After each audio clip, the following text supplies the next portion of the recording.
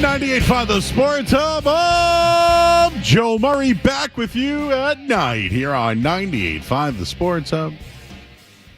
Yesterday, of course, I did 2 to 6 in for Felger and Mass. I got to break some news yesterday regarding Roman Anthony, which was great, which we're going to lead off on that and coming up in a minute here. But why don't we set the table tonight, everybody? The phone number, 617-779-0985. You call in, we'll take you. And Trey, our intern, is here tonight helping us out, so he'll take your calls. Skaz is here as well. We got a full show tonight. And anything you want to discuss, this is the place to do so here in the city of Boston. And you can join us on YouTube as well. Just go to youtube.com, search 98.5 The Sports Hub, subscribe, and you can join the chat. We got Vozzy in there already. Carrie Ann's already in there. You can just watch right there and watch all our previous content as well. We're going to do a ton of Red Sox tonight. I know we're going to do some Bruins. How about Marco Sturm in studio today at 98.5 The Sports Hub? We'll play a ton of those clips during the show tonight. There are some Celtics details out there regarding how they'll approach their free agency and how to unload under that second tax apron. Patriots OTAs tonight as well. Some people don't like my opinion regarding Josh McDaniels, but I'll double down on it once again tonight. And how about Brad Marchand and what he is doing? Certainly react to that as well. Once again, the phone number is 617-779-0985. We're here until 11 o'clock tonight. And, well, did everybody get to check out Roman Anthony's debut last night? There was a buzz in the building. Wearing number 48, vomit. Now number 19. So I'm glad they made that adjustment. Number 48's just not a good number for a star like him. So he has changed numbers today. But Roman Anthony made his debut at Fenway Park yesterday. It was a rain-filled day. He played right field, which I don't agree with whatsoever. And, you saw it. So I'll make this about Roman Anthony, and then I'll get into the Red Sox, and then we'll eventually get into Alex Cora and the mistakes that he made last night. But Roman Anthony's line for the night was 0 for 4, 1 RBI, 1 walk, 1 strikeout. And he did get on that fielding error, or got an RBI on it. Hitless in 4 at-bats, 1 walk. I mentioned the ground out. They lose in his opening game 7-6. There was some sort of a bright spot between Anthony and Christian Campbell. Hit that high chopper and beat it out to tie the game. Not to mention Roman Anthony let a nice little single roll under his glove in right field. Led to an unearned run in the 5th. One of 2 official errors to go with a run-scoring wild pitch, a hits batsman, and a botched infield fly. That's the Red Sox, everybody. And how about when Roman Anthony was due to lead off the bottom of the 11th? Rob Ruffschneider pinch hit for him. He did walk, but with 2 on and 2 out, strike 3. Then an ejection. There was no batters to replace him. I would just like to say that playing Roman Anthony in right field was not the smartest move by the Red Sox, but are we shocked by this? Marcelo Mayer is playing shortstop, then second base. Now he's playing third base. We talked about Christian Campbell moving around in the lineup. And now Roman Anthony, who should be a left fielder, who's been playing center field, was in right field last night. So those are the things that happened. Those are the things that are happening. May I also say that the Red Sox lost another 1-run game last night. They're the king of 1-run losses. They're the king of extra inning losses. And wait till I give you the numbers coming up in a little bit regarding just how bad they are after the 5th inning. But here is my biggest issue with the Red Sox from last night. You just came off winning 2 out of 3 in New York by hitting the baseball. And then you get a jolt from the fans, from the organization, a little bit of buzz in the park with Roman Anthony being called up. Now, Wilyer Abreu did go to the injured list, and it sounds like he could be back soon, so I don't know what the Red Sox are going to do when that happens. I assume Roman Anthony's here to stay. Why would you make this move if he wasn't? But my biggest issue, you won a big game on Sunday Night Baseball. We were talking about the Red Sox again. We were talking about Rafael Devers not running out balls and then him going 400 feet with a home run. We were talking about these things. We were watching guys struggle, and then they had to go to Chapman. Like, we talked about the Red Sox on Monday. It was the top story. It wasn't about when's Roman Anthony coming here, because he's here now. He's here now.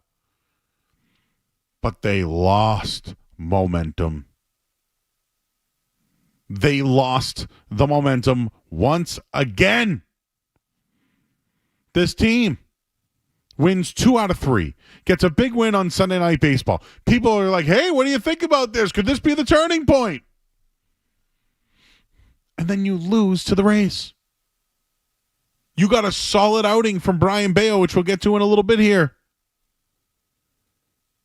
There's no momentum.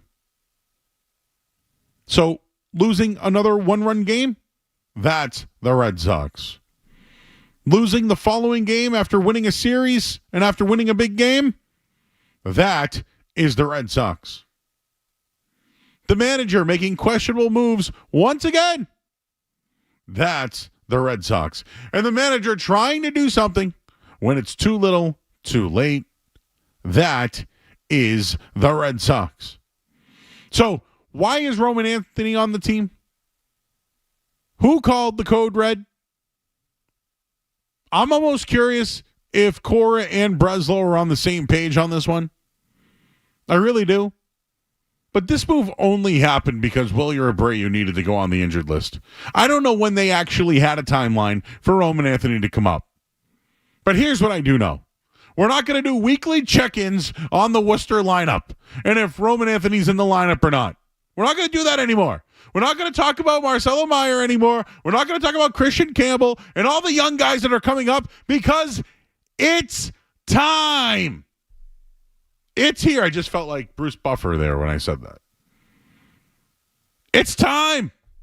They're here. The time is now. But guess what? This is the same old Red Sox. And Roman Anthony, let me give you some advice, bro.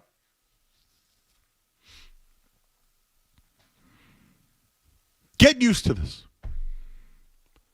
Get used to this. You're going to have to figure this thing out on your own, man. There's not going to be a lot of leadership on the team. There might be some guys you can go to. Maybe you can go to Marcelo Meyer and ask him some questions. Maybe Christian Campbell. I don't know. Get used to this. Get used to the manager. Get used to being pinch hit. Get used to being benched against left-handed hitting. I don't know if Alex Cora likes rookies. I'm probably going to tell you he doesn't. But look at that lineup right now. Look at this team. They're young. They're all learning on the fly, and the manager that's in charge and running things might not put you in the best situation. What happens might not be what's best for you. People ask veterans on the team to do these things, and they won't. You also have that in the locker room this year. Roman Anthony won't save the Red Sox from themselves. He won't. But you know what? The team needs a savior. And at this point, after a disappointing loss once again last night after winning a series, you had a chance to ride some momentum. Instead, your manager blew the game. And I'll say the common theme in this take, that is the Red Sox. We'll leave it there at 617-779-0985. I wanted to just kind of break down some of the details in last night's game. The numbers are horrendous. And you know what? We're only at, June? What's today? June 10th? June 10th today. I can't deal it with any more losses with this team. The way that they're losing. I can't do it anymore. But that is the Red Sox. 617-779-0985. We'll get into a little bit more of the Sox. Of course, everything else on the table as we're here until 11 o'clock tonight. I'm Joe Murray. You're listening to 98.5 The Sports Hub. More Joe.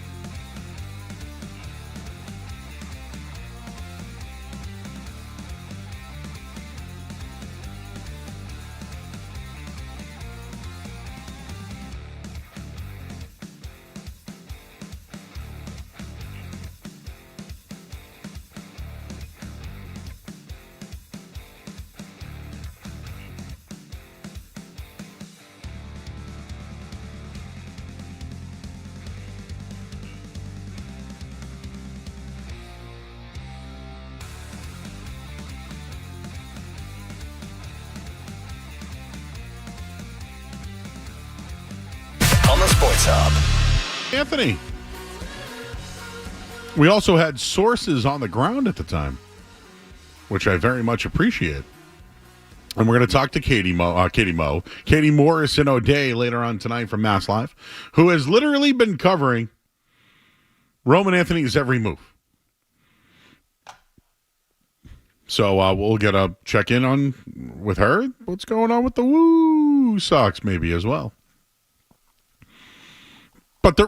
So I watched last night's game. I had a chance. Normally I'm here, and we don't really get a full chance to really be locked in. So they're down 6-5. Guerrero gives up the run to go 7-5. And I stuck around. All right, let's see what we can do. Maybe we get another Roman Anthony at bat, I did get a little excited late in the game that it was the younger players that were making the plays. Now, I'm not saying that there were great hits. Like Roman Anthony hit a couple of balls right back at the pitcher. That's what you're taught at a young age. Like, hit the ball back right up the middle. And he did that. On one of the plays, he forced the RBI, and then Christian Campbell hit the chopper that went high that he beat out to tie the game. I was excited. Something changed for me that night. I know there were a lot of mistakes in that game. The Zach Kelly stuff we'll get into in a minute here, but I maybe something changed in the park. Maybe there was a different electricity there because of Roman Anthony. Something was different last night. Now, in the end, it's the same old Red Sox, right? Losing another game late, losing another extra inning game, and the manager making questionable decisions. All those things happened. They're all true, but there was a little different in the building last night. But they're losing way too many close games. So if we just keep it to the field and winning and losing, because that's one of the hardest issues with this team, and for the manager, is wins and losses. Did they do everything they could last night to win the game? I don't know. I don't.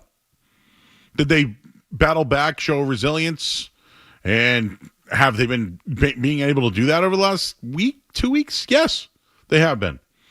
So as far as their hitting goes, it's been an improvement, but their pitching still has issues. Their bullpen still has issues. And last night, Brendan Bernardino throwing his glove was awesome. Like, he's frustrated. They're all starting to get slowly frustrated and pissed off, and I love it. I like it. Something's a little different. But here's what's the same. The Red Sox in extra innings this year have these pitchers' second most plate appearances. Now, this is their hitting, excuse me. Do you know they're batting 185 in extra innings? 185! How much does Trey weigh, you think, Skaz? What's Trey weigh? What do we got back there? 185. Trey, 185! There you go. They're batting your weight. Our intern, Trey, from Boston University, plays lacrosse. He's a terrier. 185. That's what they're batting. Their strikeout rate, 30.6. Well, all I can tell you is it's 28th in the league. And this is the one that Skaz sent over to me today that I just, baby. Since winning the World Series in 2018, the Red Sox pitching ranks 21st. Their ERA, 4.47. Their defense, minus 124. 124 outs above average. The worst defense. And you want to know how many errors they had? Since 2018, so that's 19, 20, 21, 22, 23, 24. 603 errors. Worst. So, make it make sense that a utility infielder, a manager who played infield, praised defense, has a team. Now, granted, he wasn't there one of the years because, I don't know, he got fired. How does this guy survive this? We've already heard from Bob Nightingale this week that the Red Sox are committed to Alex Cora. We played you audio last week. Who, me? Me? I'm the problem? Oh. It's not getting better, everybody. You know what's funny? Every week. Hey,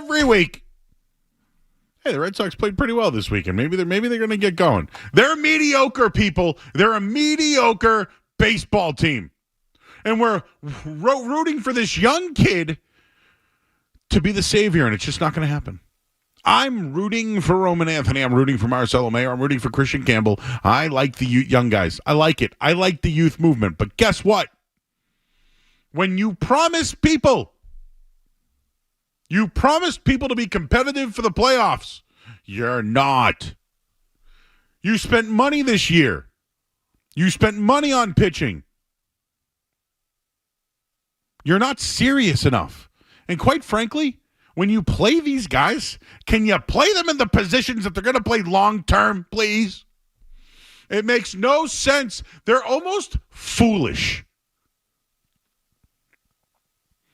One day, Alex Cora says, really need a lot out of our pitching. Then Walker Buehler does what he does. Like, that's a shot at the pitching staff. That's a shot at the GM. And then the Roman Anthony thing again. Now, I'm wondering who said the code. Who gave the code red? I almost feel like it's Cora. I do. I almost feel like it's Cora. My biggest issue with the Red Sox from yesterday, or just in general, when you talk about the Red Sox, right? The Red Sox winning that series against the Yankees did nothing for me. I'm glad they won a Garrett Crochet start. They're 8-6 this year. Not a great record, but you know what? It's positive. Right, Christian Campbell's moving all around. Try here, play there. Couldn't hit the baseball. Now he's focused at second base. He's had some pretty timely hitting. He went deep the other night, right on Sunday. It's going to keep him around, though. Guy probably needs some work in the minors at second base. It just keeps everything together when they have these nice little wins and winning a series. But, the Devers thing, the guy continues to mash baseballs. Maybe he did tweak something. Probably goes back to him not being in shape to start the year. But the manager says and does nothing about it. Just to give you these quotes from over the weekend.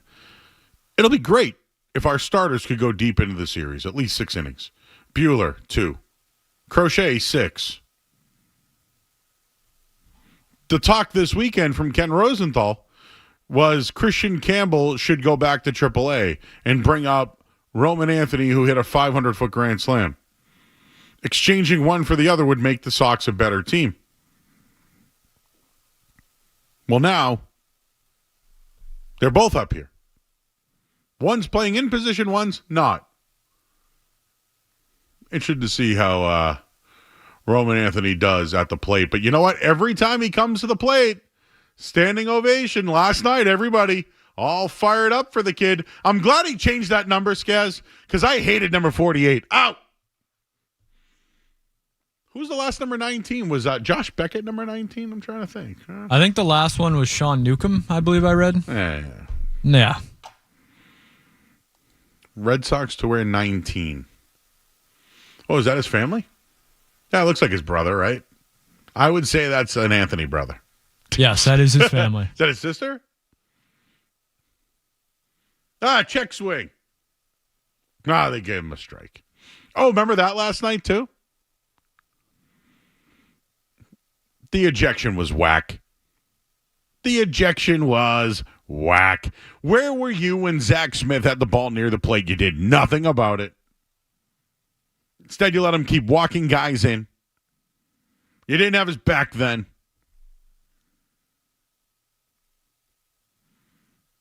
Well, anyways, Roman Anthony's at the plate with a runner on second base. It happens to be Rafael Devers, everybody. So let's see what happens here. Maybe I'll tell you on the other side. Or maybe I'll just tell you right now. How about it, Roman Anthony? First major league hit was an RBI. Red Sox, 2 RBI. Red Sox go up 2-0 right now. In the first inning, Roman Anthony's first career major league hit is a double the other way at Fenway Park. Red Sox up 2-0 right now in the first inning, getting a standing ovation. His family in the front row. They're keeping the baseball. Everyone is standing up, clapping for him. His mother is crying. So there it is, everybody. Red Sox up 2-0. The savior. Do the Red Sox have a savior? Can Roman Anthony pitch too? I don't know if he can. We'll find out. But 2-0 Red Sox right now on Roman Anthony's two RBI double to the monster. First major league hit. Good for the kid as the Sox lead 2-0. All right. Congratulations, Roman Anthony. Good for you. Red Sox up 2-0. We'll give you that in the headline as well. I'm Joe Murray, listening to 98.5 The Sports Hub. Sports Hub headlines presented by Celsius Energy Drinks. Well,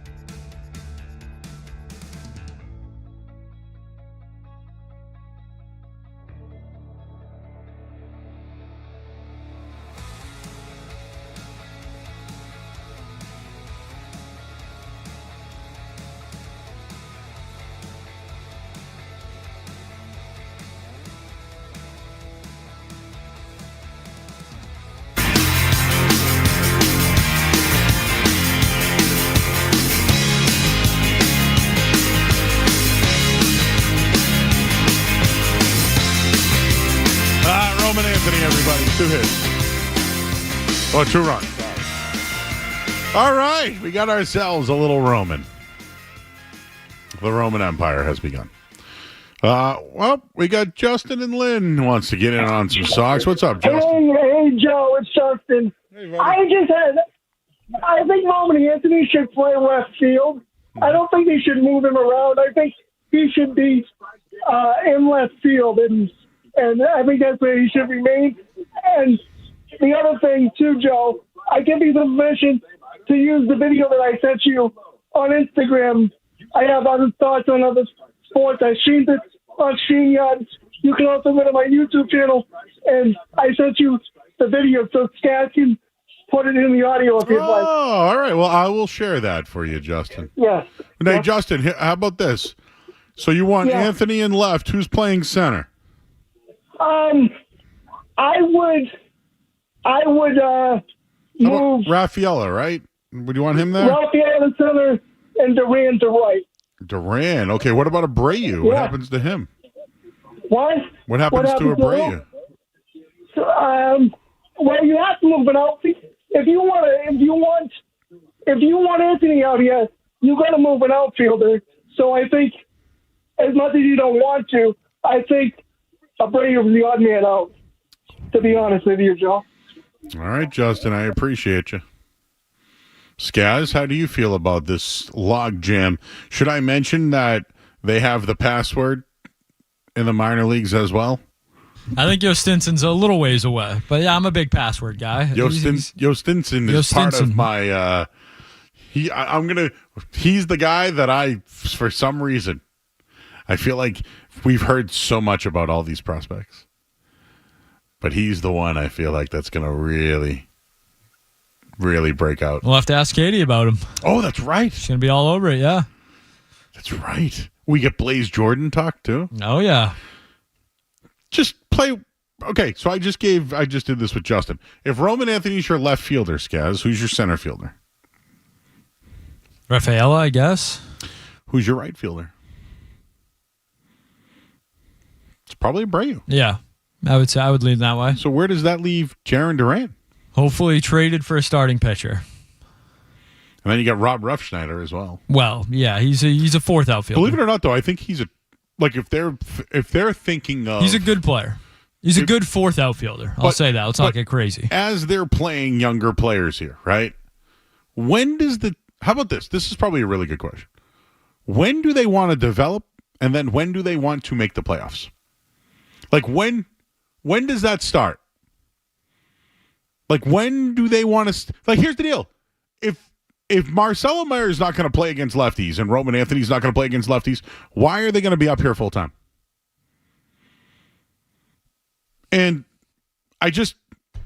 Bregman's coming back, right? We hope.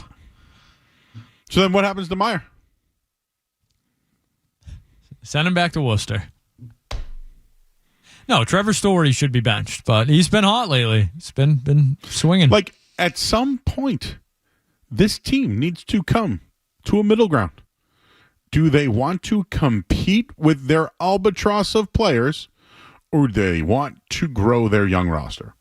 And that's right, guys. Story would be on that list. Duran on that list. Refsnyder on that list. Those are value. I think all those guys. Now, Story, you got to eat the money, okay? Face it. You don't think someone's taking that contract? No. But I think Refsnyder could get you something. I do. A pinch hitter for a playoff team, I think he'd be valuable.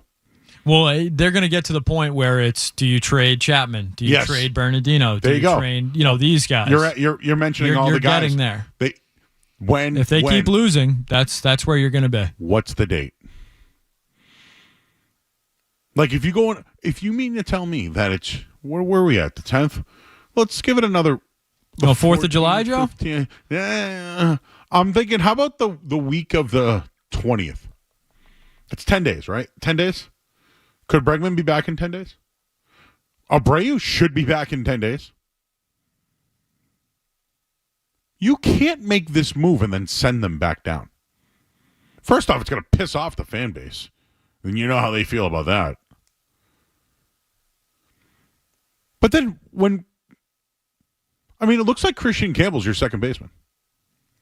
You know what's so funny? When you think about the young crew, right? Narvaez has really kind of done a pretty good job. He's your catcher. He's young, right? What's he, 26? Blaze Jordan's probably your future first baseman. You have Campbell, Mayer. Who's the future third baseman?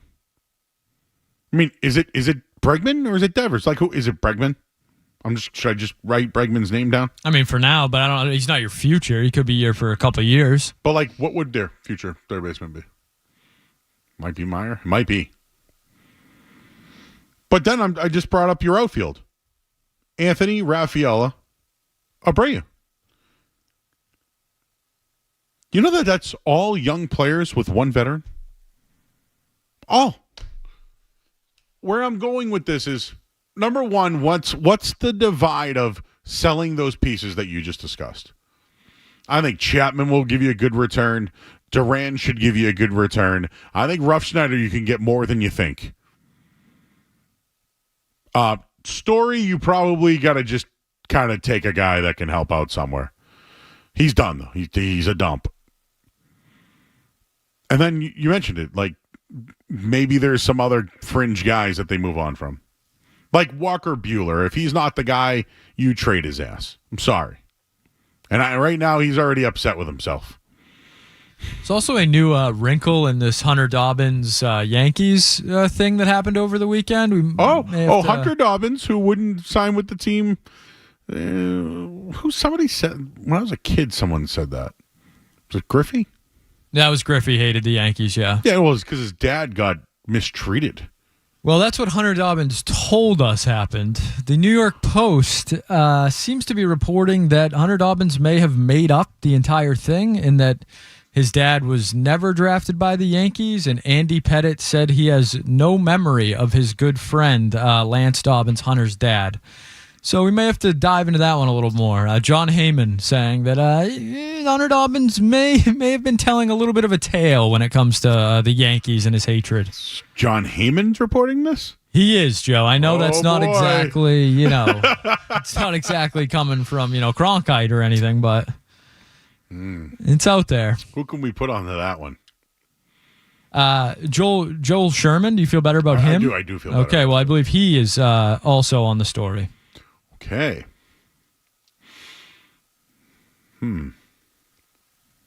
Oh, God, the Hunter Dobbins. No, I like Hunter Dobbins.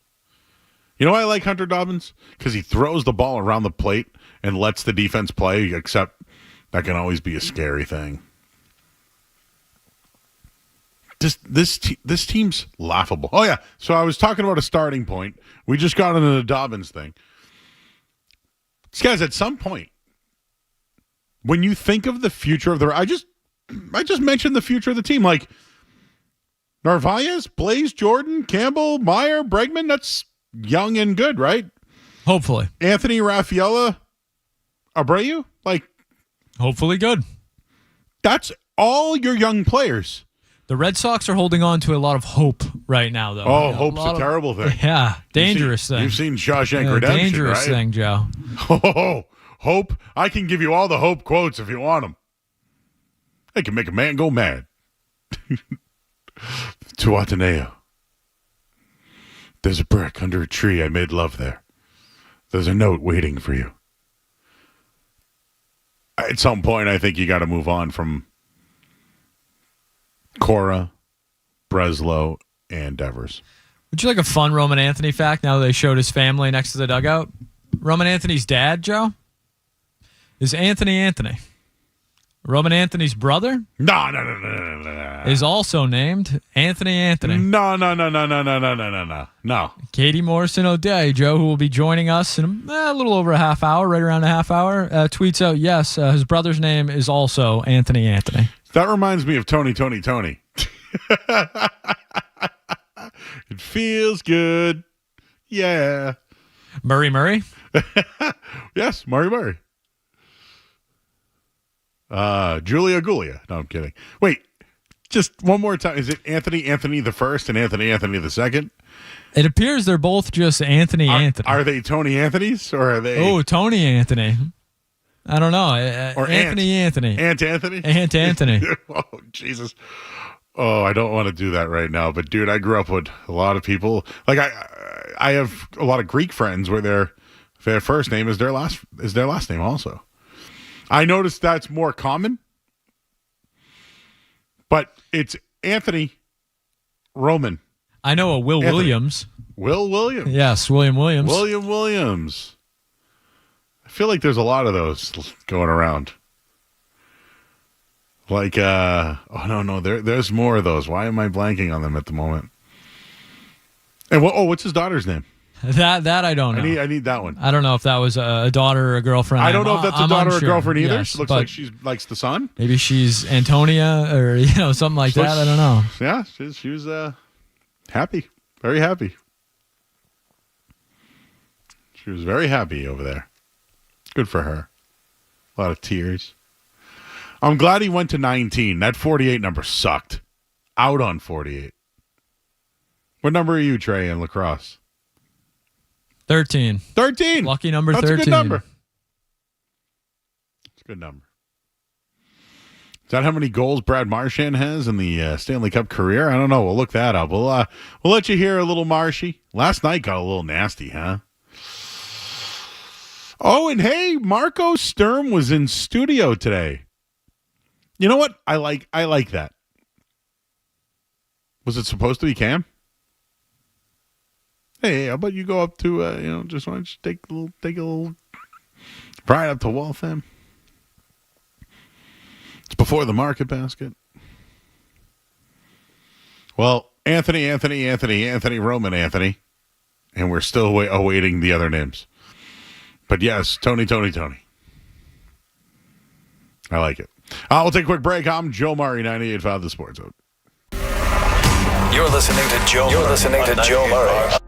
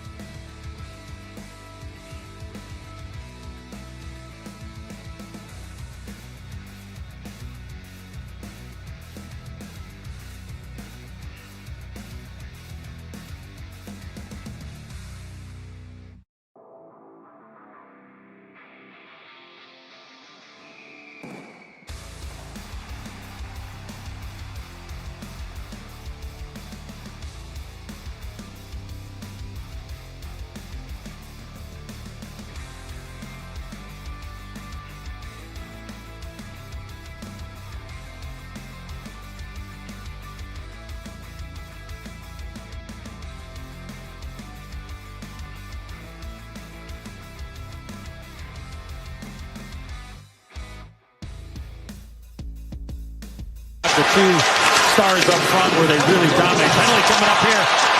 Here's Marchand with a shot. Score! Am I even shocked anymore? Are we even shocked?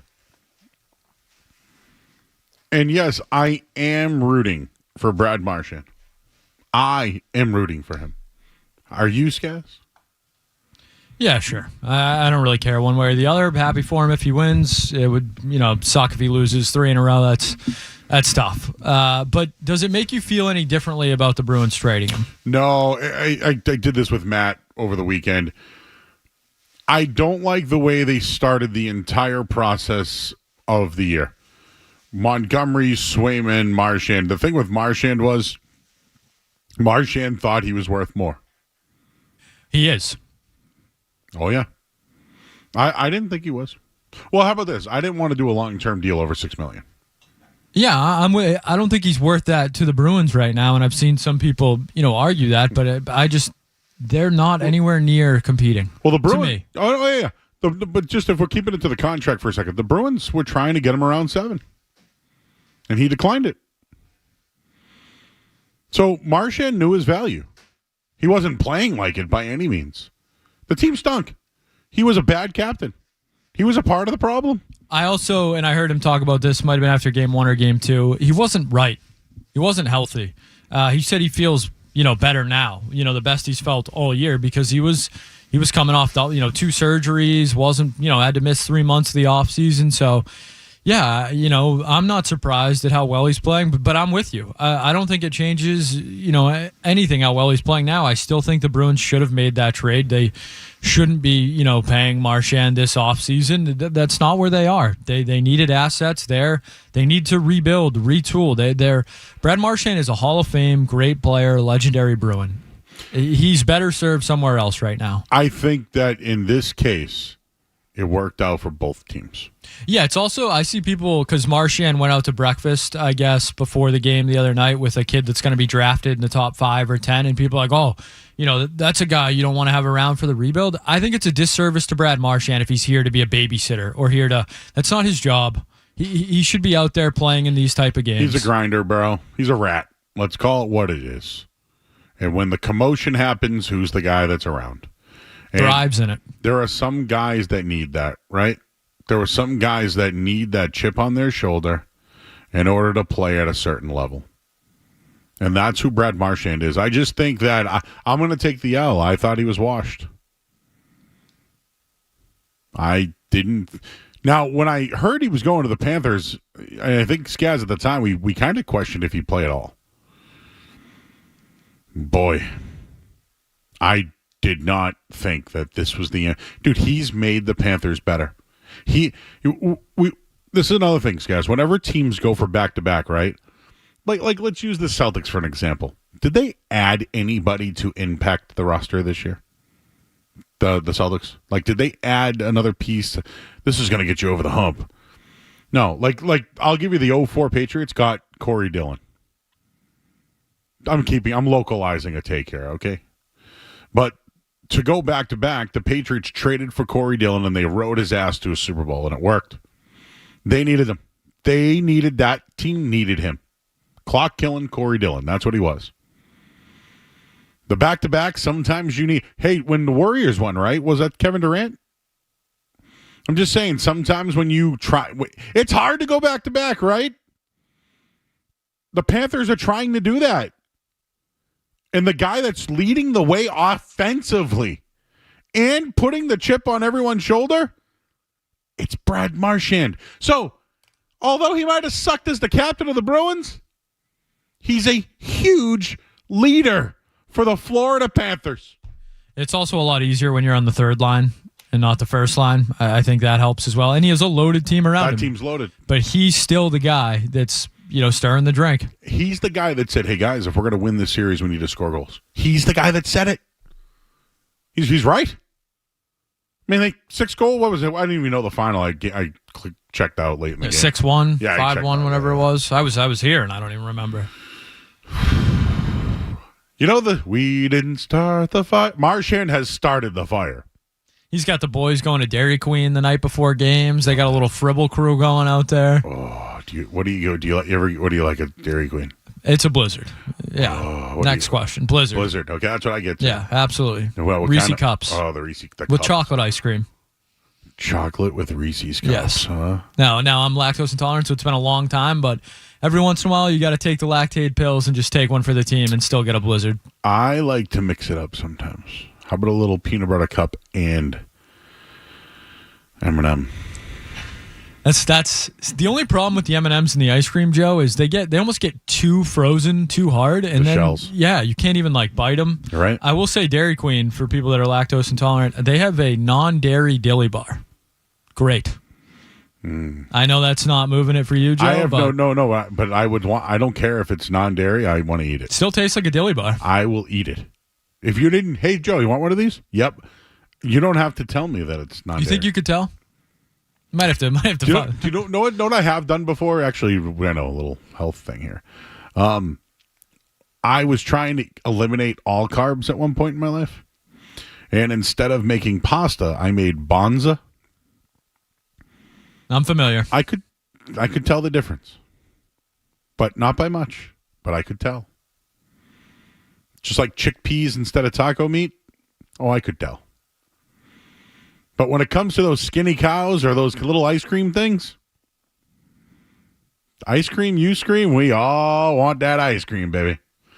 All right, we'll get a look at the headline here. I'm Joe Murray, and well, was it Patriots OTAs? The hell's going on? Let's listen to some Patriots OTA stuff next on the Sports Hub. From the Tell Your Time Studios, It's not just the games. It's Toucher and Hardy, Zolak and Bertrand, Felger and Maz, Joe Murray. For Boston sports fans, it's 98.5, the Sports Hub. Beasley Media Group Station. Essential Sports Hub headline, presented by Celsius Energy Drinks. All right, Red Sox lead 2-0 right now over the Rays in the third inning. They're up 2-0 because of who? Roman Anthony hit a 2-run double. Sox and their dad, Anthony, and their son, Anthony II, are very happy, along with his mom. Patriots OTAs, we're going to get into that coming up in just a bit. Aaron Judge just hit a home run that went over the Royals Hall of Fame sign at Kauffman Stadium. 469 feet. Nice. Roman Anthony has arrived, everybody. Headlines, they are brought to you by Premier Basement Waterproofing. Buying a home or finishing your basement? Do what Beetle did. Get it waterproof first so you never see a drop of water again. 844-LIVE-DRY or premierbasement.net. It's game over for water. I'm Joe Murray. When breaking sports news happens in Boston, News this morning, Marco Sturm, it happens here. former Bruin, now current Bruins head coach. The hiring made official today. Boston's home for breaking sports news and your flagship station for the Boston Bruins all year long. 98.5, the Sports Hub. Speaking of that, tell us about the video, and I think a lot of people are curious just as to how it came about, and is everything okay with Coach Vrabel? Obviously, I want to be as candid with you guys as possible. I kind of like have a thing where talk about my personal life with people I don't know personally. I'm pretty sure everybody here, men and women, are great people, but you know what I'm saying, I kind of keep my personal life personal.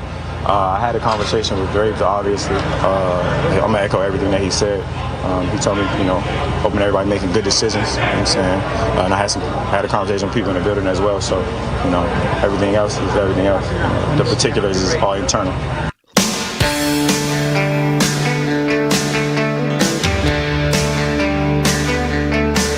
All right, back here on 98.5 The Sports Hub, I'm Joe Murray. That was Stephon Diggs at OTAs today. He addressed the viral boat video. All right, can we put it all behind him now? Can we move on now? There's Roman Anthony's family I still see on my TV. Anthony. I was thinking about this. There's Chris Christopherson. There's Chris Columbus. Well, that doesn't work. Chris Christopherson. There's got to be more. There's just got to be more. We'll do more Patriots OTA in a minute here. Jake's in Andover. Hey, Jake. Hey, Joe, long time. So, two things on the series going on itself, and then a little bit of drafting stock. So, one, I am pissed I missed out on the Marchand amazing odds. I think you said it was like 3,100. McConn Smythe. Mm-hmm. It already dropped to like plus 500 the next day after he won the game. So I screwed myself over. However, sneaky good pick I got at the beginning of the playoffs because I had a really weird feeling that McDavid was going to make it there again. And I got Bobrovsky for plus 2,900 at the beginning of the playoffs. And I'm looking at it is that the fact that man and the crazy German with the red head, Draisaitl, that every time they touch the puck, I just feel like it's going in the net, is that I feel like it was a sneaky good pick because Bobrovsky has been playing out of his mind. And I think it's going to come down to either Bennett, Marchand, and Bobrovsky for the Conn Smythe. Okay, and what if Edmonton wins?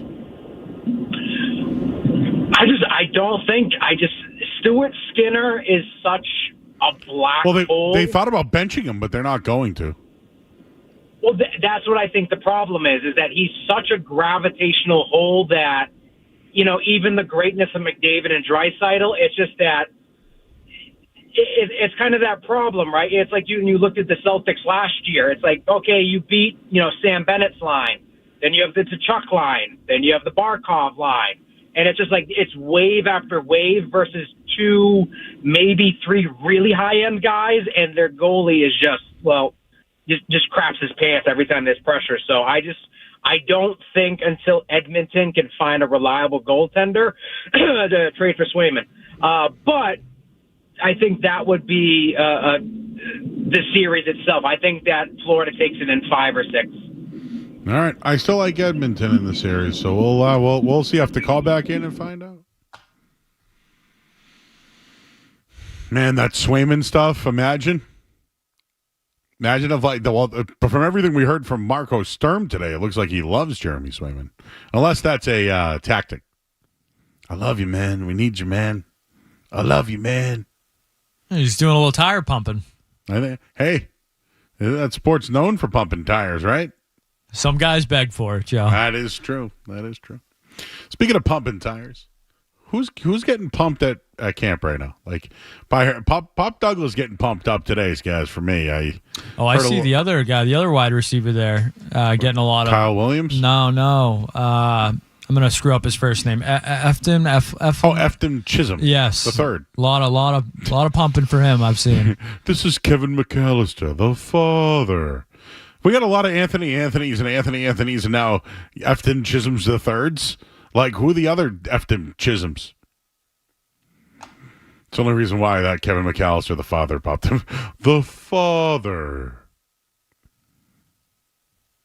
Efton Chisholm. That's right. What else did I read today that happened at camp? Tuesday's practice was the second of New England's 2 mandatory minicamps. Stephon Diggs spoke to Patriots. Hey, Drake May had an interception today. It was to Christian Gonzalez. It was a one-handed interception for those. Also, veteran guard Wes Schweitzer, we hardly knew you. Cole Strange getting most of the action at left guard, huh? How about that? Little Coley's back. Stephon Diggs hoping to be ready for week 1. What's this? I've heard that before. I don't know if I buy it, but it would be pretty good. Some say the offense looked less sharp today. Different looks from the defenses. The linebackers mugged at the line. 5-man fronts. Drake May 5 for 7 with an interception. He scrambled twice. In the red zone, Drake May went 2 for 5. He ran twice. Ramondre Stevenson dropped a pass. Will Campbell had a false start. 5-man front on the play. Keon White aligned over Garrett Bradbury and got into the backfield as soon as the ball was snapped. They'll be in the bubble tomorrow night. Or tomorrow, right? Because of the rain, or was that today? I can't remember. But a lot of players at camp today. Vrabel, you mentioned that Efton Chisholm kid. I think he's a talented player, Vrabel said. I think he's got a certain skill set. He's dedicated. He studied extremely hard. He has good feel for what we're asking him to do. The biggest thing for receivers is that they trust from the guy who throws the football. When you earn the quarterback's trust, it doesn't take you long to figure out who the quarterback trusts. It's the ones they target. Quarterback and trust, huh? Very interesting. I did read yesterday that the Patriots were in on Rashad Bateman. I like him. 9 touchdowns last year. Former first-round pick. Well, he got an extension.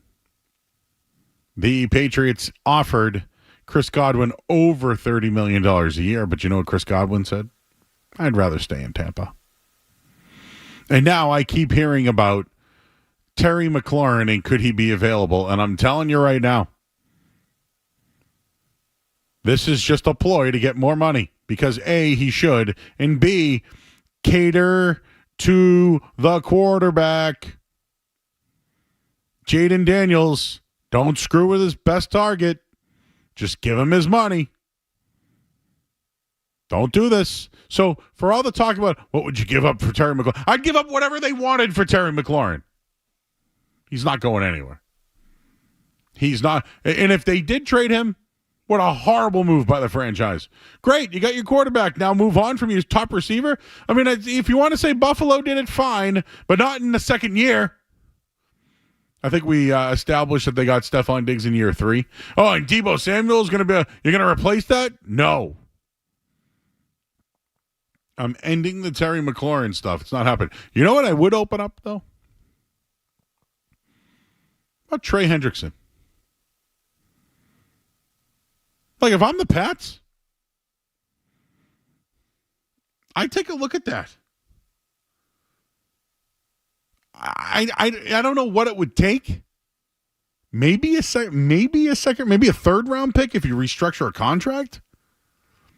I already know you got Keon White, but if you can get a guy that gets after the quarterback that changes things, I mean, T.J. Watt at one point was the favorite to land with the Patriots. I think you got to give up a lot more for T.J. Watt. And plus, I think Pittsburgh's going to pay him anyways.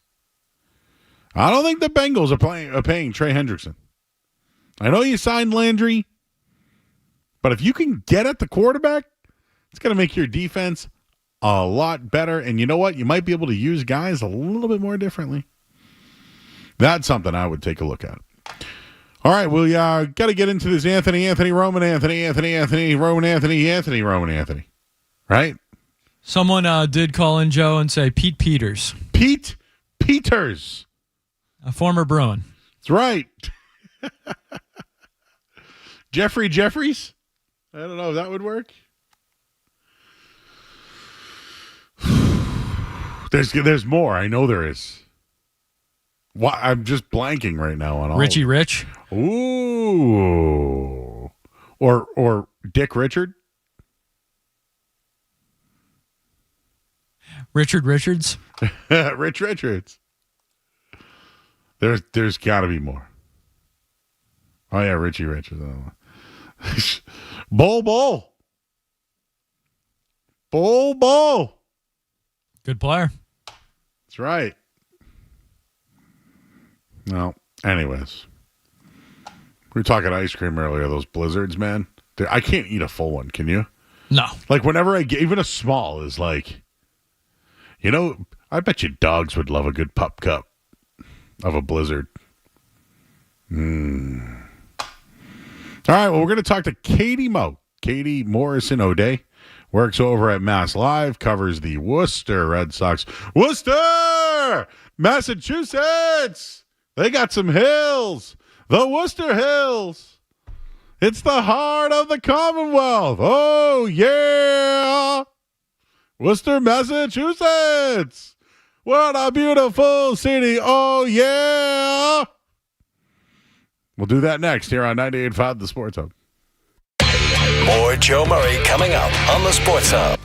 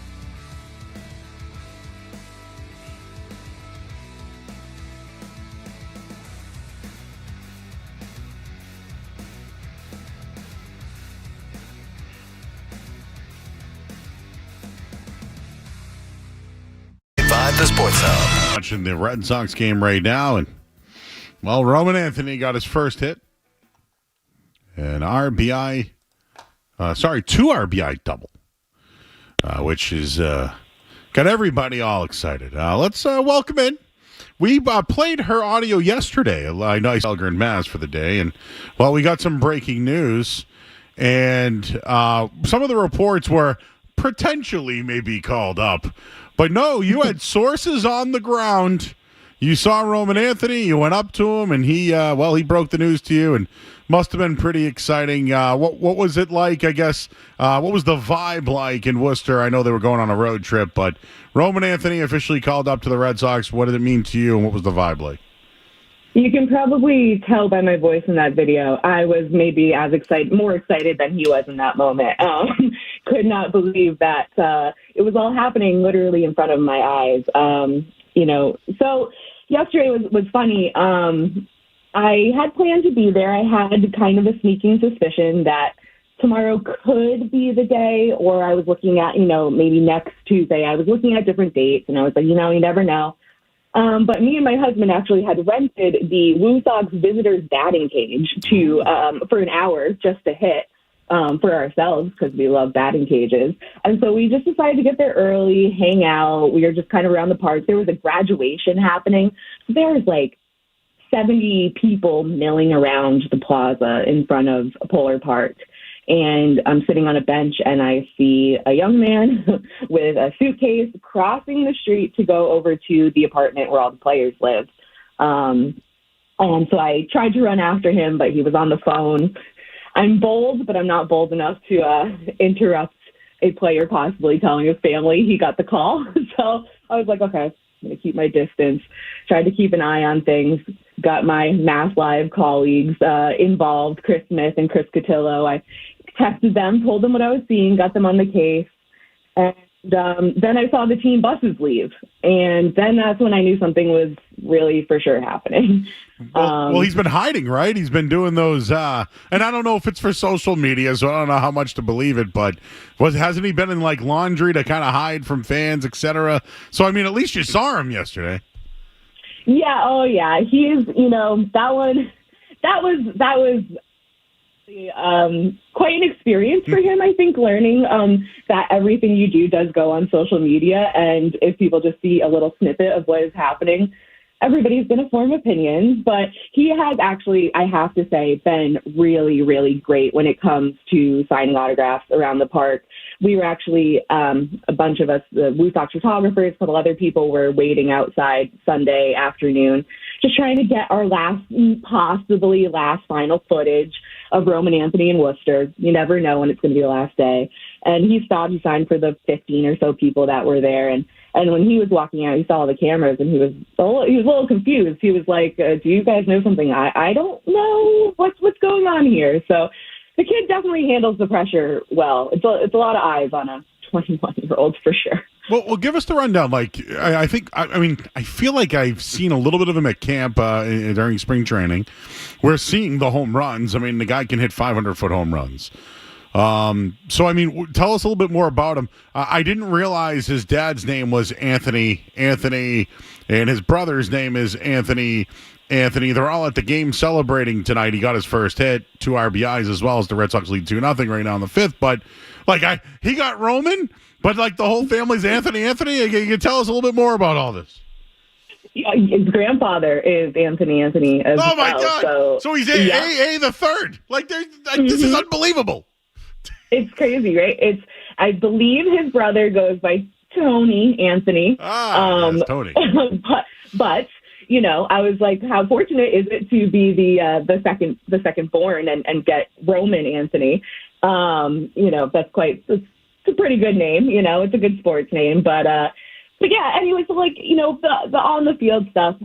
The thing with Roman is I think everybody sees his highlights, and they see the 497-foot grand slam, which was otherworldly, but what I have seen from watching him on a daily basis in Worcester is just how mature this kid's approaches to the game, his plate discipline, his work ethic. Everything is just it's kind of a cliche, but, it seemed major league ready, from the get-go at AAA. He just does everything well. He doesn't swing at pitches he doesn't need to. He plays a great outfield. He's been in right, left, center. Obviously, last night there was a bit of an error in the field. I mean, I have to figure that's a bit of nerves or something. But with him, I just feel like the consistency of what this guy can do every day, day in and day out, and how he was just feasting on like AAA pitching before he came up. It was really showing he had nothing left to prove down there. Is he a left fielder? Is he a good fielder? Obviously, we saw an error last night as he's playing right field, and obviously the Red Sox are in transition there with their young players playing out of position. But is he a left fielder? Is he a good outfielder? He is a good outfielder. I think he's comfortable at any outfield position. I think he's comfortable in left field. He's been playing left field a lot for the Blue Sox recently. He's been playing some center. I think when we had Cedon in Worcester, it was kind of brief, Rafaela, but we saw like crazy plays. He would make a couple just, eye-popping plays. And the thing with Roman is we maybe haven't seen as many of those highlight reel catches, but he covers so much ground. He is so competent at every position that they put him in out there, at least from what I've seen. He has a good arm. It's all of the tools, and there doesn't seem to be a weak spot in his game, especially from what we saw. It was so surprising to see him make that error last night, because it just feels so like, when in Worcester, it was just like, that is the guy who's like almost like one of the major leaguers in your lineup. You can count on him to not make those little mistakes. But I fully believe that, he's going to show what he can do with some more time. Yeah, and at times when you're a great player, you make everything look easy. So he's probably done that so far. We're talking with Katie Morrison-O'Day. She covers the Worcester Red Sox for Mass Live. Woo Sox have won, 8 in a row. Tell us a little bit about what's going on with a couple of young prospects that we hear a lot about. We all know the password. We all know Blaze Jordan. Just when it comes to Blaze Jordan, is he a first baseman or is he a third baseman? Is there a position that you would project him to play at the next level? So it's interesting. I would say he's a third baseman, but I think they are looking at him if there is a need at first base. Obviously, Toro has been more than a competent, replacement right now for Casas, but I think that he projects as a third baseman. I think he's been splitting the time pretty much while he's been in Worcester, which is interesting too. I think that a lot of these guys, when they're in Worcester, they're playing all kinds of different positions. They're trying to get ready for wherever the Red Sox might want them, and it kind of doesn't give them the opportunity to really hone in at one position necessarily. It would be nice to see Blaze Jordan at third base every night, but the needs call for him, maybe shifting over. But he's been fun to watch. I mean, he's been just fitting in very well at AAA. He's shown no signs of, this being too big for him or anything like that. And the password, everybody knows, is Joe Hinkson Garcia. I know that Skaz always says his name. What's Joe Stinson, I believe. Is that right? What? Tell us about this Stinson. guy. Yeah, tell us about him. He's fun. He is fun. He's got just a real calm, quiet confidence about him. And he's just been bashing ever since he came up. He's really exciting. He has a lot of power. He has good plate discipline. I mean, he's a good outfielder. I just feel like we haven't seen the weaknesses exposed in his game yet. But I'm sure eventually AAA pitchers are going to figure out how to pitch to him. But right now, I mean, he's an RBI machine. He's coming up in big spots. And that's another thing with this Blue Sox team. As frustrating as it's been watching the Red Sox, I've gotten to watch a team that seems to find ways to win no matter what. A lot of come from behind wins, a lot of guys coming through in clutch situations. So it's been really fun, and the password has been a great addition. And I think he's brought T-shirts for everybody that are very cool. I mean, that's just a great nickname, and he really owns it, which is great. Sounds like there's some sort of culture in AAA where maybe there isn't at the big league level, and this is where my next question goes. I think that at some point the Red Sox, the Major League Red Sox, need to get a new culture, whether it's Cora, Breslow, whatever, Devers. Chad Tracy, tell me about the guy. I know he pitched in the league, right, for a little while. Everyone seems to talk really highly about him. I am always looking ahead down the line. Hey, who could the next manager of the Red Sox be? Sounds like this guy has a great culture down there. Tell us about Chad Tracy. Yeah, I can't say enough good things about Chad Tracy. So he was a catcher and first baseman when he played. He reached AAA. That was his highest level. This is, his first. This is year 4 here, but this was his first AAA coaching job. I believe it was his second managerial job. I mean, this clubhouse is so pleasant to be in. I mean, they have such a mix of people. Like, we had Yasmani Grandal there for a little while, and, he was engaging with everybody. Kids were able to pick his brain. I call them kids, but, the players were able to pick his brain, and there's just this, there are very good vibes in that clubhouse, and I have to assume that starts at the top. And it's been that way since I've been there. I don't think that we've ever had a real negative feeling clubhouse in Worcester.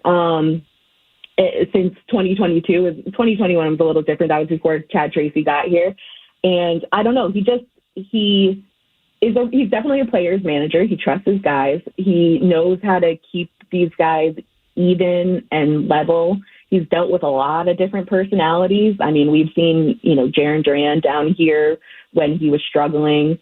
We've seen a lot of guys. Brian Mata is a good example. He's really trying to work with him, on body language and trying to harness his stuff and his talent. And I don't know, there's just a lot of good qualities in Chad Tracy, and I absolutely think that he is going to be a major league manager.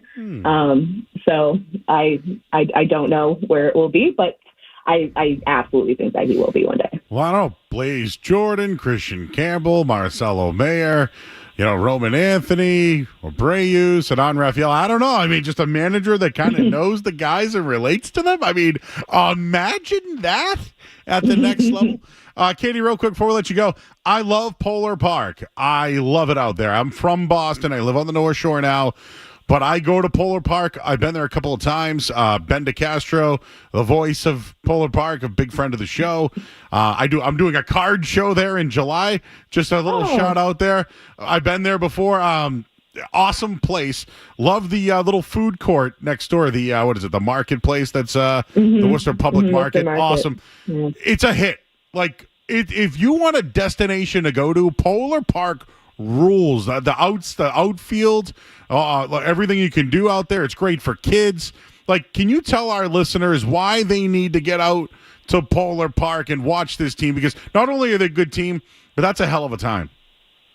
It really is. You can't beat it. I mean, you can take your family there for an affordable day of fun, and you can see these guys before they get up to the majors. You can get great seats. I mean, there is hardly a bad seat. There isn't a bad seat at Polar Park. And it's a great place to just walk around. There's tons of great food options.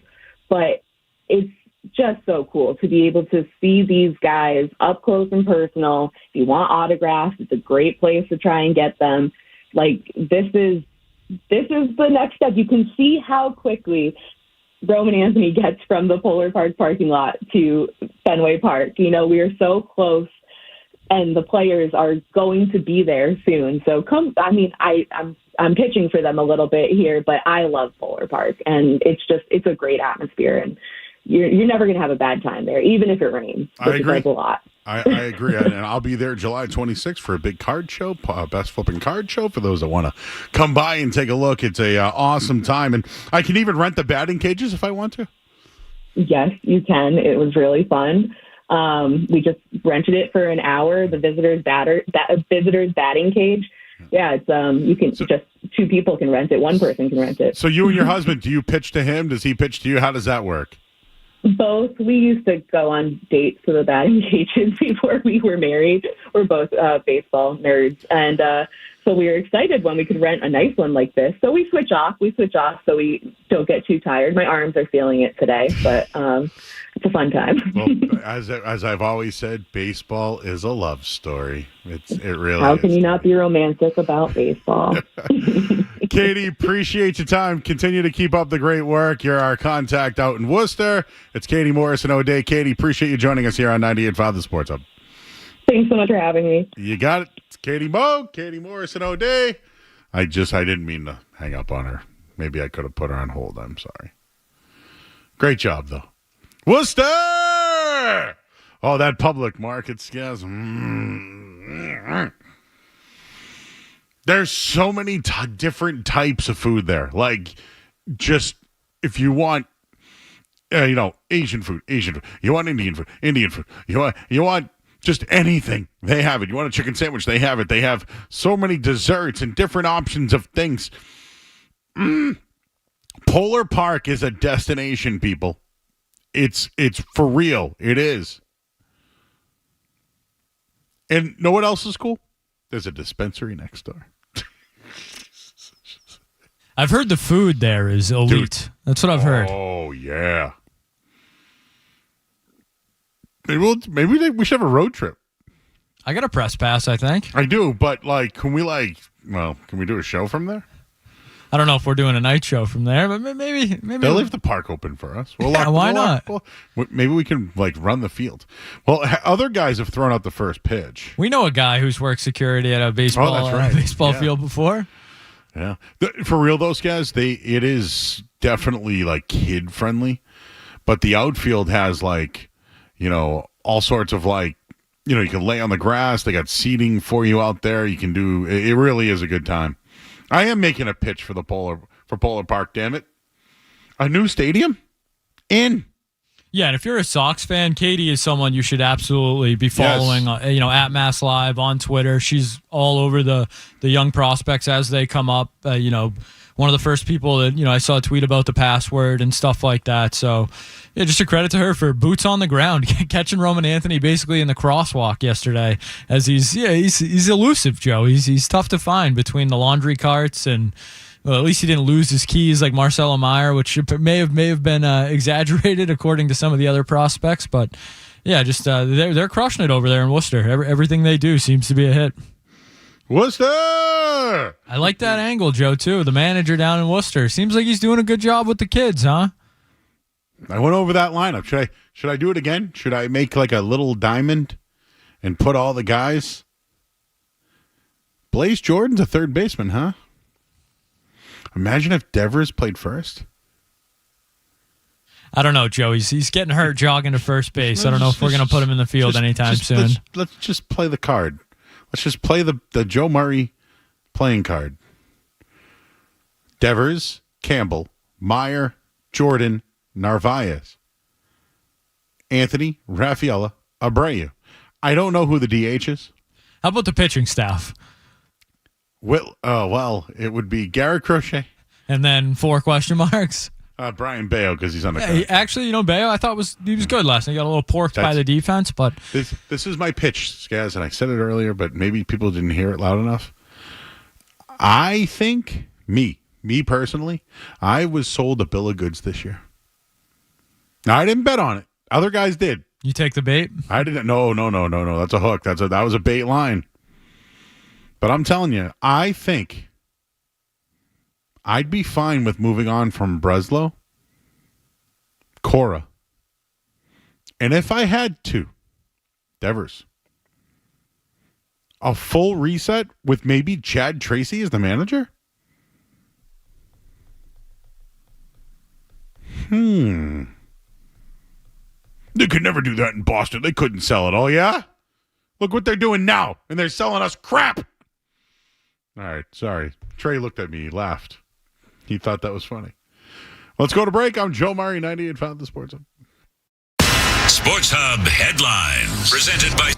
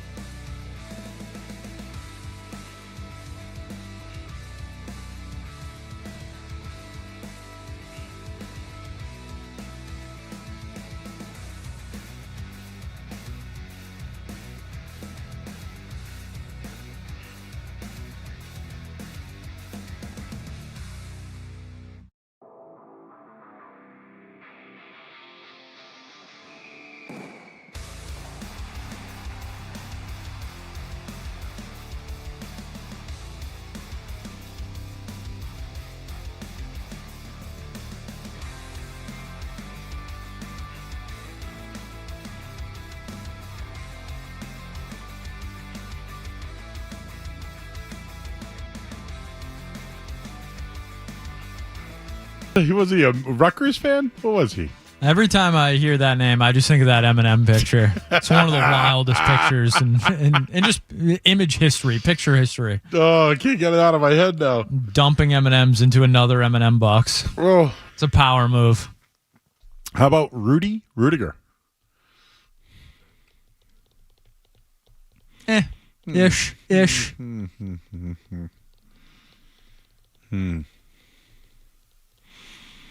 I'm sure there's more out there.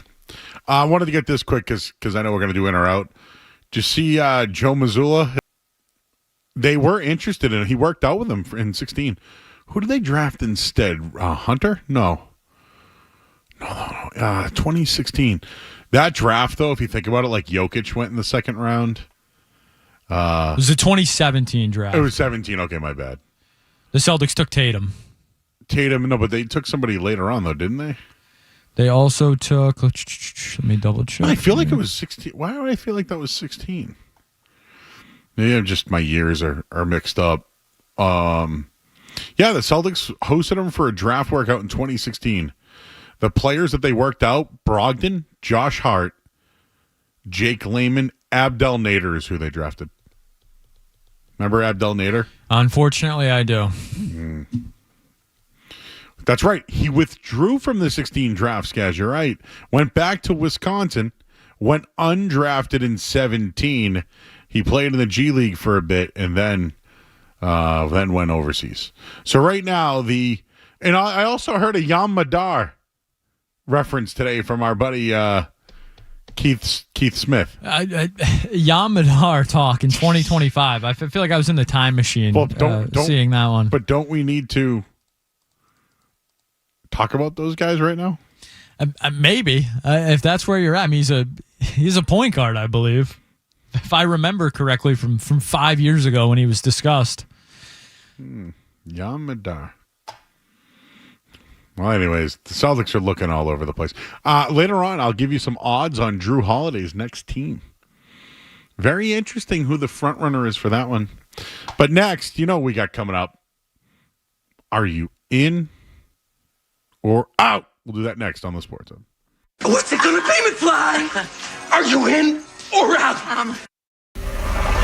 You're listening to Joe Murray on 98.5.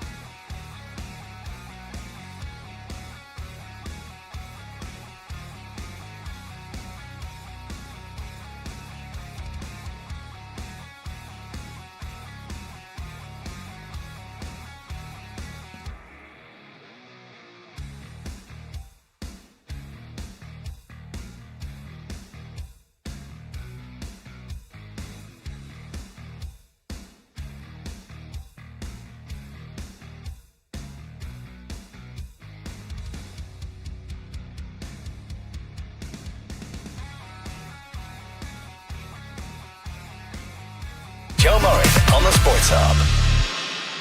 Are you in or out? Gotta know without a doubt. I'm the one you need for a dirty deed. I'm the best. Success is The grandest event of the summer. Why don't you give me a little Cardi B? Sure. Just no boats. No boats. No boats. It is at MetLife, Joe. Could we get, a Tyrese Halliburton, Jalen Brunson? Could we get a Steph Diggs, Sauce Gardner or something like that? Oh, a little Sauce and a little Steph. I like that one. And then get like Vrabel and like Aaron Glenn. Aaron Glenn. That'd be cool. I don't think you're getting Vrabel at SummerSlam. If I had to go out on a I limb, don't think so. early August, I'm hoping Mike is he's very busy. Coach What Vrabel about there. Justin Fields? Justin Fields, maybe. I heard he's going to be the tush push guy this year. That's what they're saying. He's pushing gonna be the tush. He's going to be the tush push. Okay. All right, Joe, let's head to the world of movies for this one. The Bee Gees, Joe, are reportedly getting a movie. Ooh. In on the Bee Gees movie, Joe, but one Jacob Elordi is eyed to be the star of the Bee Gees movie. Joe Murray, are you in or out on Jacob Elordi as a Bee Gee?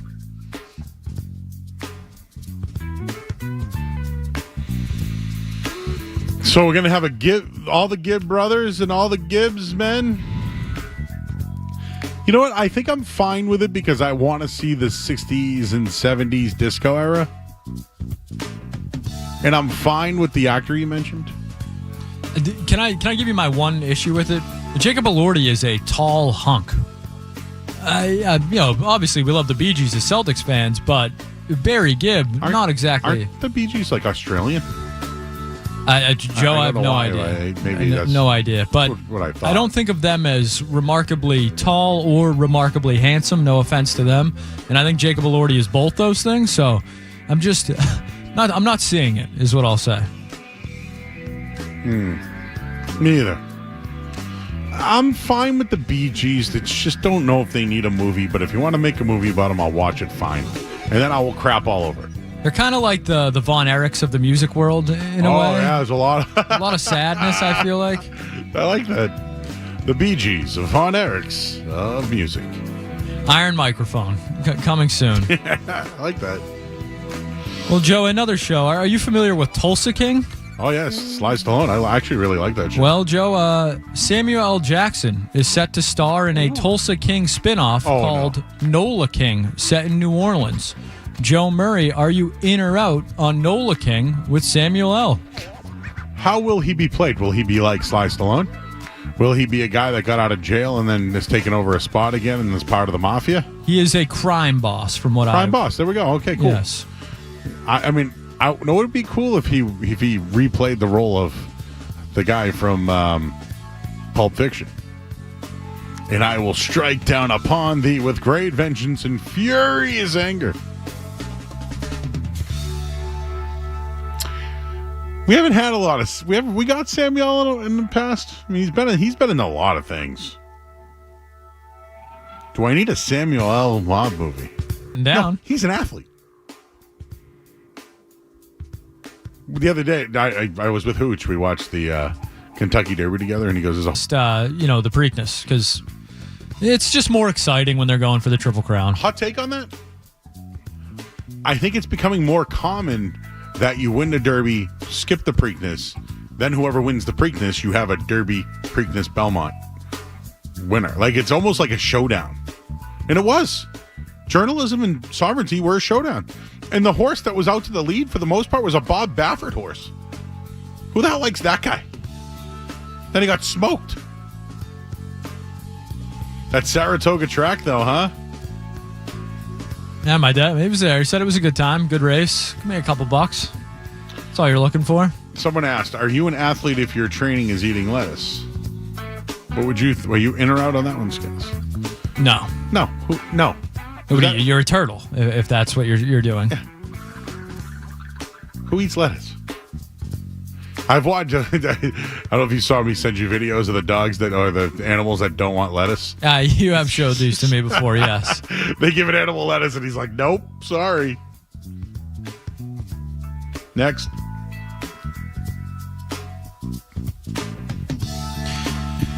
All right, Joe. Let's see. This one I feel like this comes up every once in a while, but Bill Belichick, talking to everybody's favorite guy, Jim Gray, said he thinks the NFL should rename the Lombardi Trophy after Tom Brady since players are the reason you win. Joe, are you in or out on the Brady Trophy replacing the Lombardi Trophy? Out. But Bill Belichick says it's the players? Yes, Joe. According to this quote. Did that get lost in this conversation? Bill Belichick says it's the players that win? Tom? I know Bill. Bill knows Tom. Players win games. You can't win games without good players. I don't care who the coach is. It's impossible. You can't win without good players. You know, I found out when I had Taylor and Banks and Harry Carson, Pepper Johnson, Jim Burt, Everson Walls, all those guys of the Giants. And same thing, you know, when we got good at Cleveland and then at New England. I mean, it's Brady, it's McGinnis, it's Vrabel, it's Brewski, it's Corey Dillon, it's Randy Moss, Troy Brown, Lawyer Malloy, Ty Law, Rodney Harrison. Those are the guys that won the games. Man, I didn't make any tackles. I didn't make any kicks. That was Vinatieri that made that kick in 4 inches of snow. You got to have good players. And as a coach, you want to give your players a chance to win. You want to put them in a position where if they go out there and play well, they'll have a chance to win. That's what Coach Parcells taught me is there's always a way to win. You just got to figure out what it is, and you have to give the players a chance. They don't name it the Star Trophy. It's named the Lombardi Trophy. Maybe they should name it the Brady Trophy. Did you hear Parcells' name in there, guys? Yeah, I did. Mm-hmm. Taught Bill Belichick. I'm sure he did. Do you think it was Mac Jones that made Bill Belichick realize it's the players? Joe, that is an unbelievable question because I think there's probably some truth in it. I hope it didn't take him that long, but I do think there is a shred of truth to maybe he was like, Mac Jones fits the mold, he fits the profile, Alabama. And he gets him out there, and he's like, "Oh boy, I can't fix this guy. If you don't have it between the ears, it's not going to work." So kudos to you, Joe, because it was Mac Jones. Maybe he was the light bulb for Bill Belichick.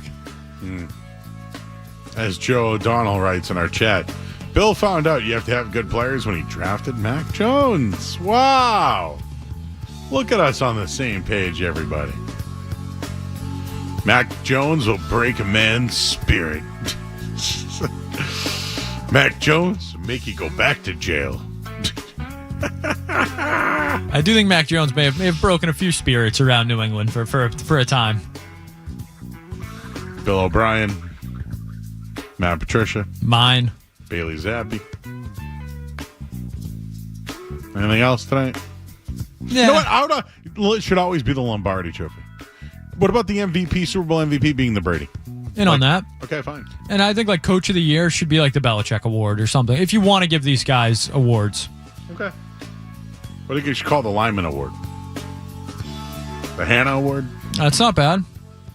Hannah. Joe Thomas. Who's the guy on the Ravens? I can't think. Orlando Pace. Jonathan Ogden. Anything else? I think that's going to do it for a Tuesday night. We got Evan Marinofsky on the way. Yes. Who I think interned here before. Unless he's just another guy that I thought he was. Find out. You know what? Let's find. We'll break. We'll go to the headline, and then we'll talk to him next on the Sports Open. From the Telfair Type Studios, WBZ FM and HD1. It's not just the games. It's touch.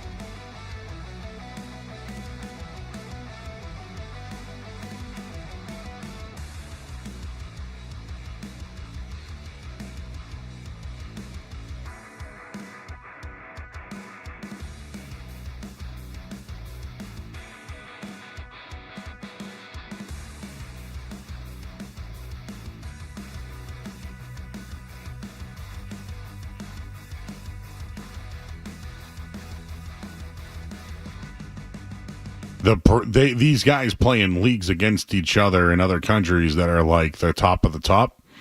I just don't think the Team USA is able to do that on a consistent basis, guys. Yeah, I mean, the Team USA soccer issue is, it starts at the top. There's a million reasons for it. Youth academies and development is probably, for me, close to the top. It's just different in other countries. These guys are in academies and playing soccer. And, you're playing soccer in America when you're, kindergarten, 1st through 8th grade, all that stuff. But it's different overseas. They're legit academies. And the USA has gotten, I would say, closer, but it doesn't translate to the national team. They have guys that play in the Premier League, guys in Serie A. They have a kid, Kevin Sullivan, who's going to be a stud for Man City by all accounts, but they can't put a team together. They have, maybe you could argue, more talent than they've had in the past on the roster, but they're not a team. They don't play well together. I don't think they play enough together. I know, and I don't blame Pulisic for missing this. There's discourse out there that he should be there for this. He plays overseas. He plays more games than anyone else on the team. He actually matters to his team and their success greatly. So I understand that, but team, it's from the Gio Reyna thing and his dad. It's a disaster in a lot of ways, and we're not going to do a ton of time on it. But they need an overhaul. They're just not good.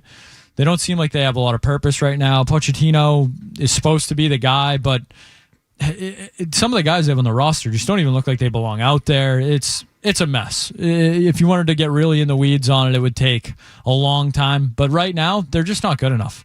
From top to bottom, just not good enough. Your guy, Matt Turner, and Nat not playing great either, Joe. Oh, my guy. Your guy. Mm-hmm. Mm-hmm. Well, there's our soccer talk. Let's do some hockey talk. We'll do that next with Evan Marinofsky on the Sports Hub. More Joe Murray coming up on the Sports Hub.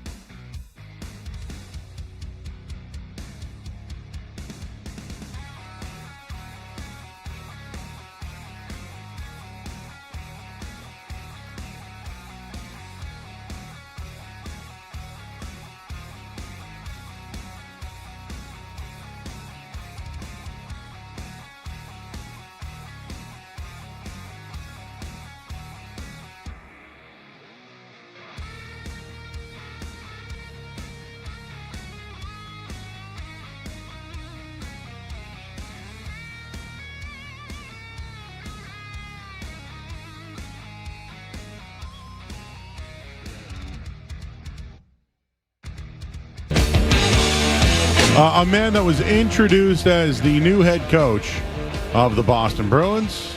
Of course, talking about Marco Sturm.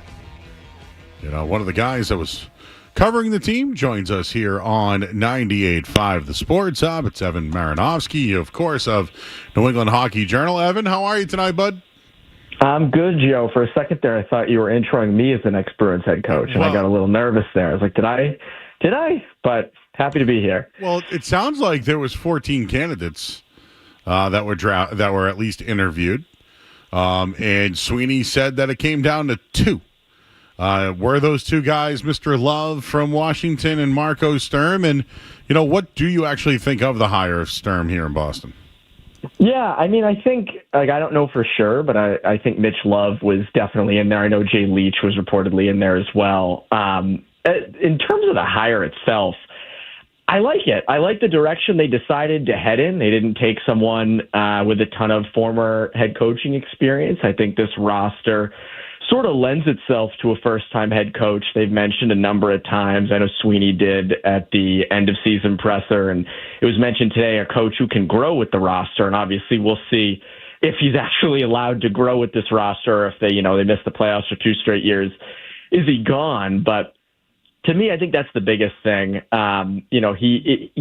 He has the experience. He's not a Bruins guy. I've heard this a couple times over the last week of, they picked a guy in-house. I don't look at him as an in-house guy. Spent a lot of years with the Kings, with the German national team. So I do like the hire. I liked Mitch Love a lot. I liked Misha Donskoff in Dallas. But I will take Sturm. I think it's a good hire, and I think he, is a guy, as I said, to sort of grow with this roster. So Skaz last week goes, well, Joe, when's the last time a big-name guy has worked out somewhere? I saw you talking with our good friend DJ B, What Chaos, and you asked him the same. Talking to DJ. You said the same thing. Hey, you heard people say they wanted the Bruins to hire someone well-known as their next head coach. Well, I don't know. I mean, I know who Marco Sturm is, but like, I guess my thing is, did it matter who the new coach was, considering all the work that Don Sweeney truly has to do? And when is the last time a sexy hire has worked? That's the biggest thing. And I was looking through former cup-winning head coaches. There's not that many. DJ obviously pointed out that there's only been 3 NHL head coaches ever to win 2 Stanley Cups with multiple teams. I just, to me, and this is the big takeaway I had today, Joe, was I liked what Sturm said. It all sounded good. I just think there's so many questions with this roster that Sweeney even mentioned today, an open canvas of what they are. And I agree. It's up to him. It's completely on him, but there's so many questions with this roster. Who's your number 1 center? What are you doing at left wing? Who are you bringing in who can score goals? Can your defense be better? Can Swayman bounce back next season? Look, I think Sturm has the right idea. I like the structure stuff he talks about. I think they're going to be a low-scoring team next year. I think this is going to be a defense-first team. I think they're going to be a lot of nights, 2-1 wins, 3-2 losses. I think that's what that's going to be next year.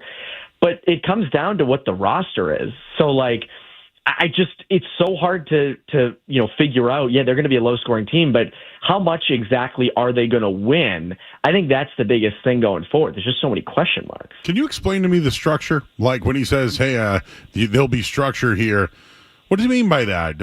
More balanced lines, more youth with veterans? What exactly does he mean by structure? So with structure, he's talking about, for instance, in the neutral zone, not to get super technical here, but with the Kings under Todd McClellan, they ran a 1-3-1 in the neutral zone for a long time, and then they switched to a 1-2-2 this past season. So just being more structured, guys being more disciplined, making it harder to play against.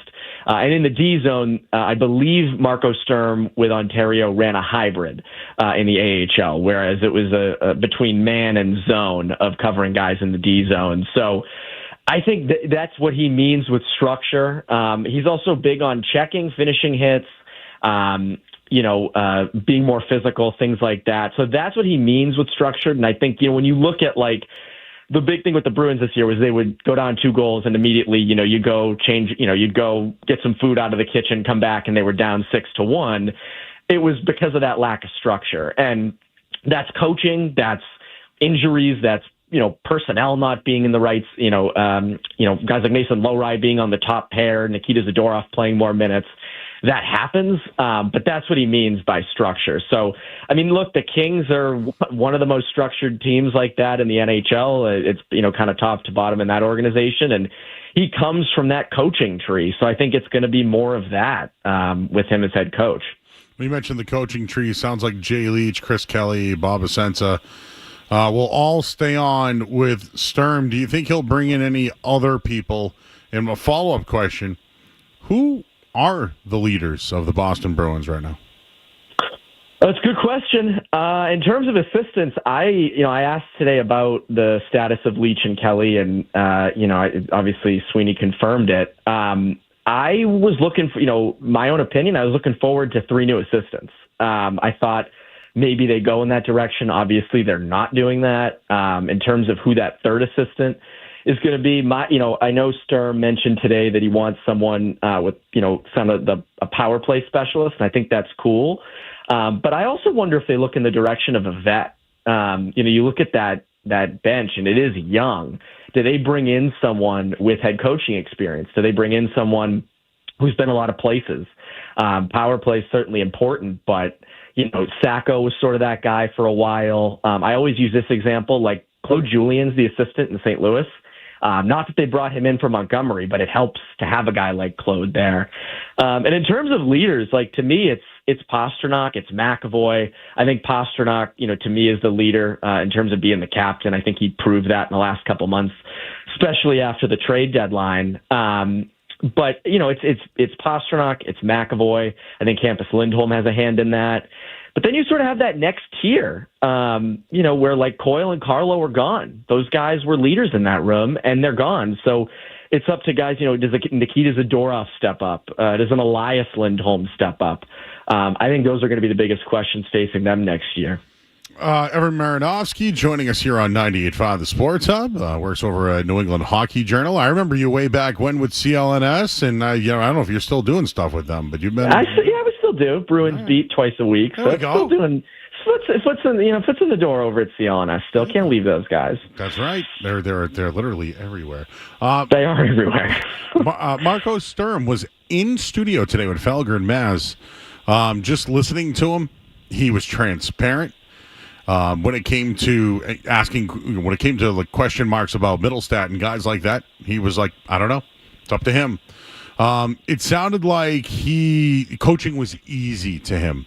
It sounded like, him trying to speak to some of the guys, it was easy for him. I don't know. I came away more confident in the hire.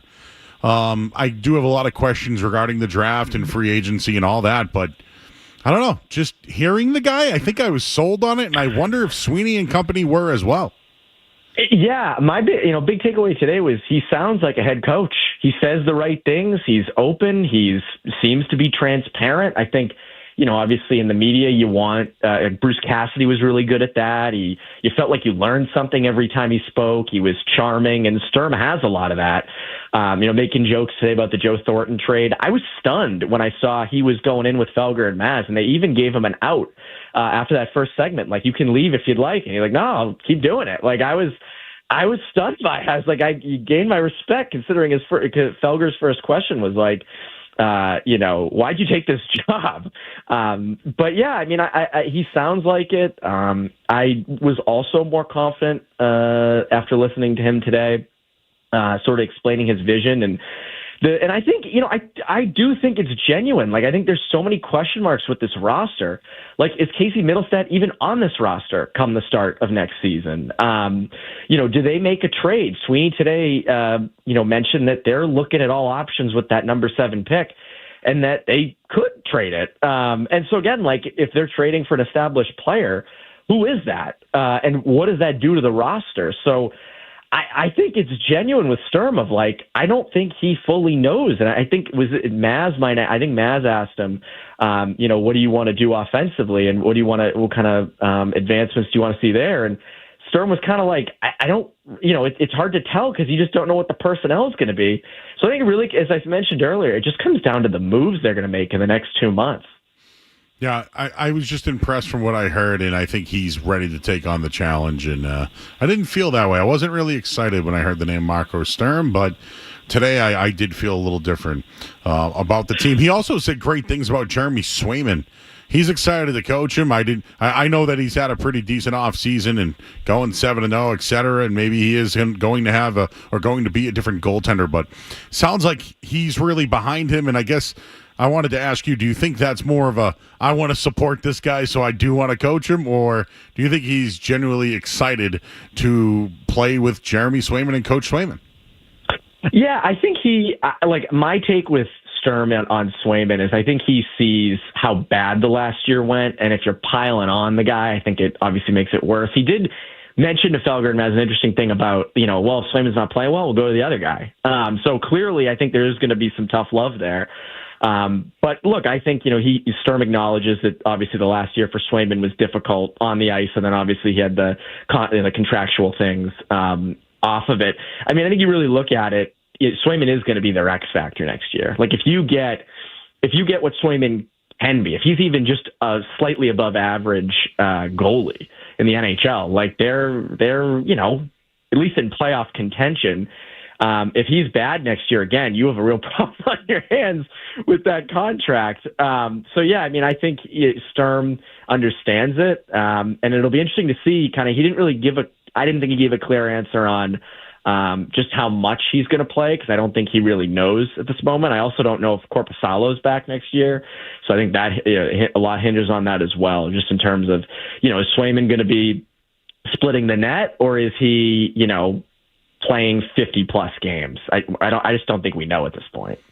Do you think there was a sense of entitlement with the players previously where they couldn't bench them for making mistakes, and that now going forward, that's the culture that Marco Sturm is going to set here? I think it's possible. I mean, I just think this team kind of needs a kick in the pants. And we've seen that over the last couple of years, where I do think there is at times complacency. There is that sort of, I'm entitled to these minutes. And I think I almost wonder if Sturm is sort of the happy medium of Cassidy and Montgomery. Cassidy was this hard ass, intense, getting on guys. And then you have Montgomery, who's this sort of players coach, and I'm going to sit back and let these guys coach themselves a little bit.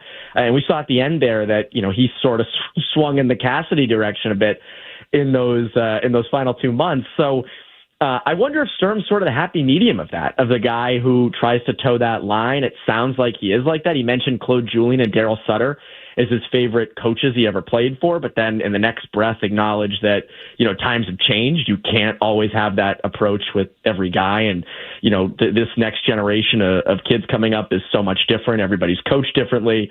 So if he can strike that happy medium, maybe he does, motivate that room, get that, if there is a sense of entitlement, getting it out of there, while also being a good communicator and a good players coach. So, again, from Joe, as you said, from the sounds of it today, there is confidence. It just comes down to can you actually put that into play, and can he do that in a really weird situation where you're in a market that wants you to be in the playoffs, but you're not coaching a roster. You're coaching a roster that's kind of rebuilding, but kind of isn't. So it'll be interesting to see if he can kind of toe that line. What was the vibe like regarding Brad Marchand today?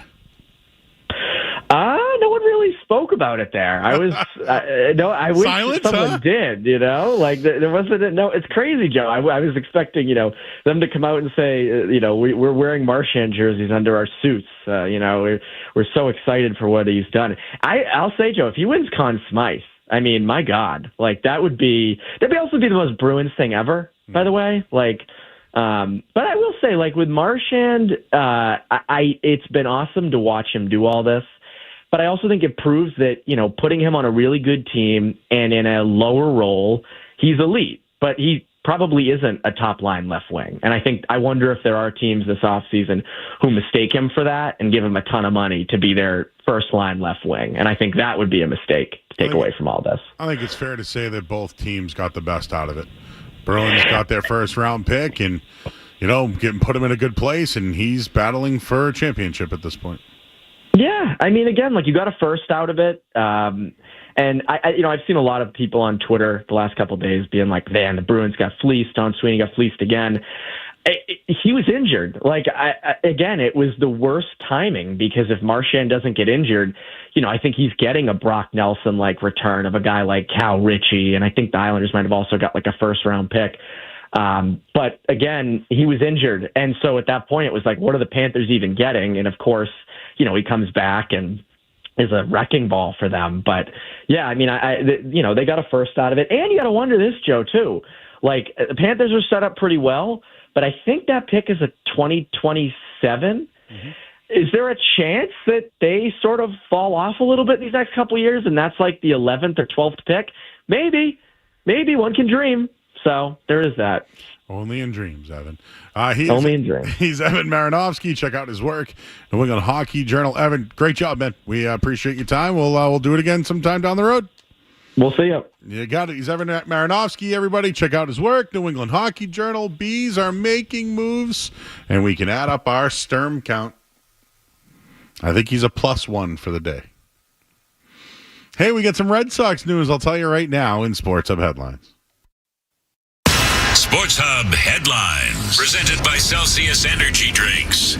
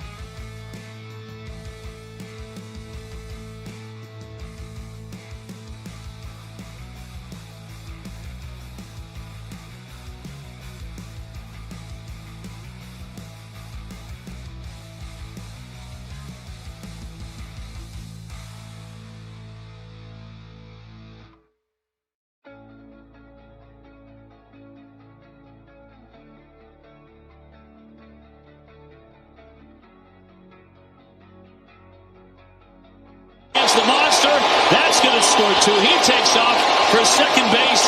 He's got a double. That drives in 2.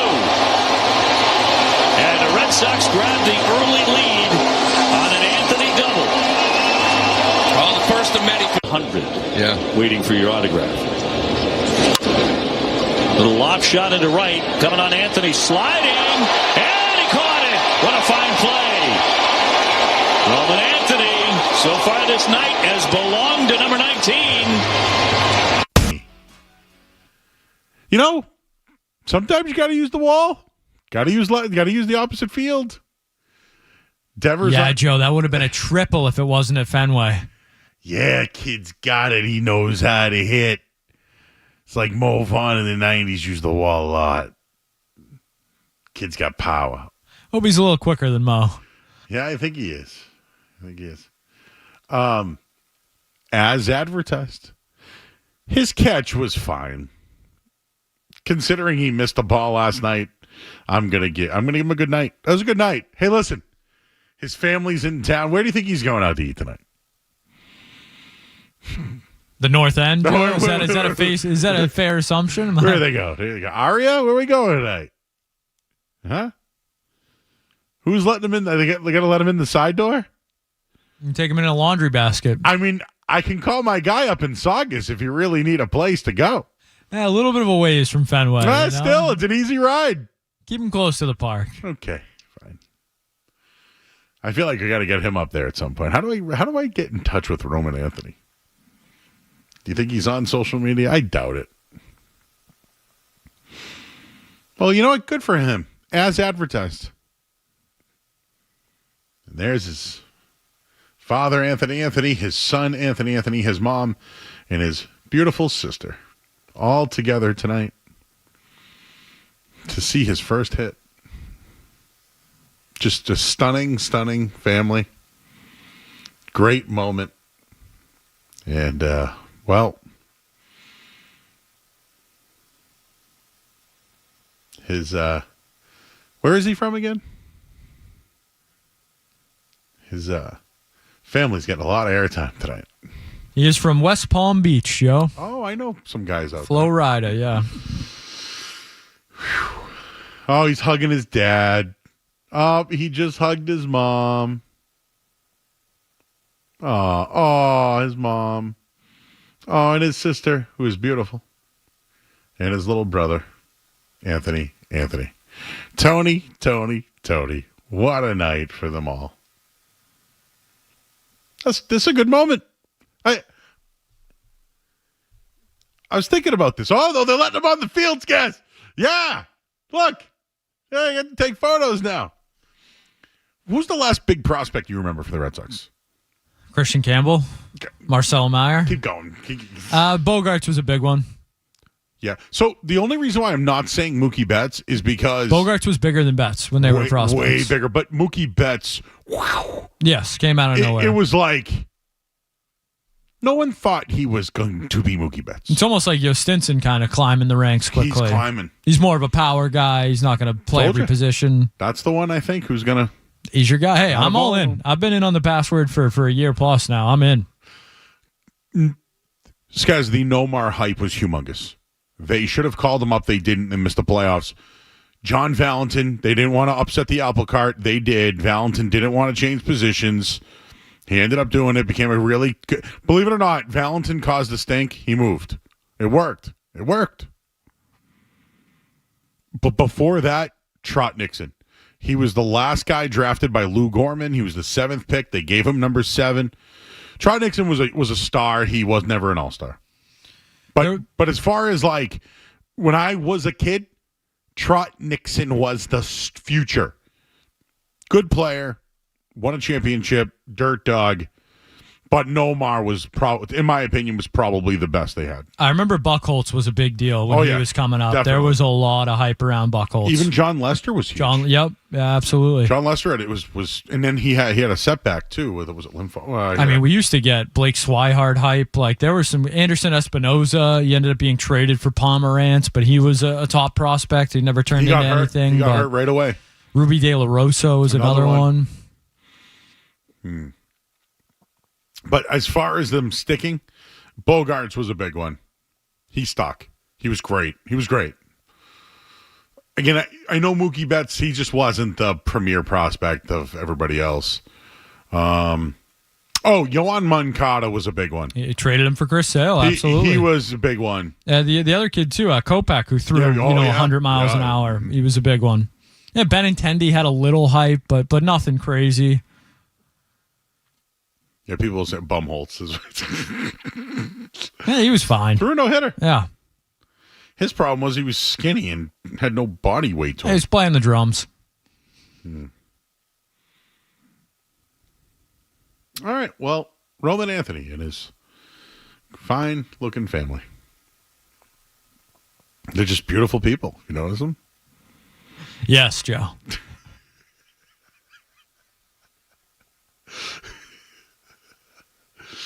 She's a beautiful family. I'm happy for them. All right, we get the music. It's coming up next here on 98.5 The Sports Hub. You're listening to Joe Murray on 98.5. You're listening to Joe Murray on 98.5 The Sports Hub. Support a fantastic cause.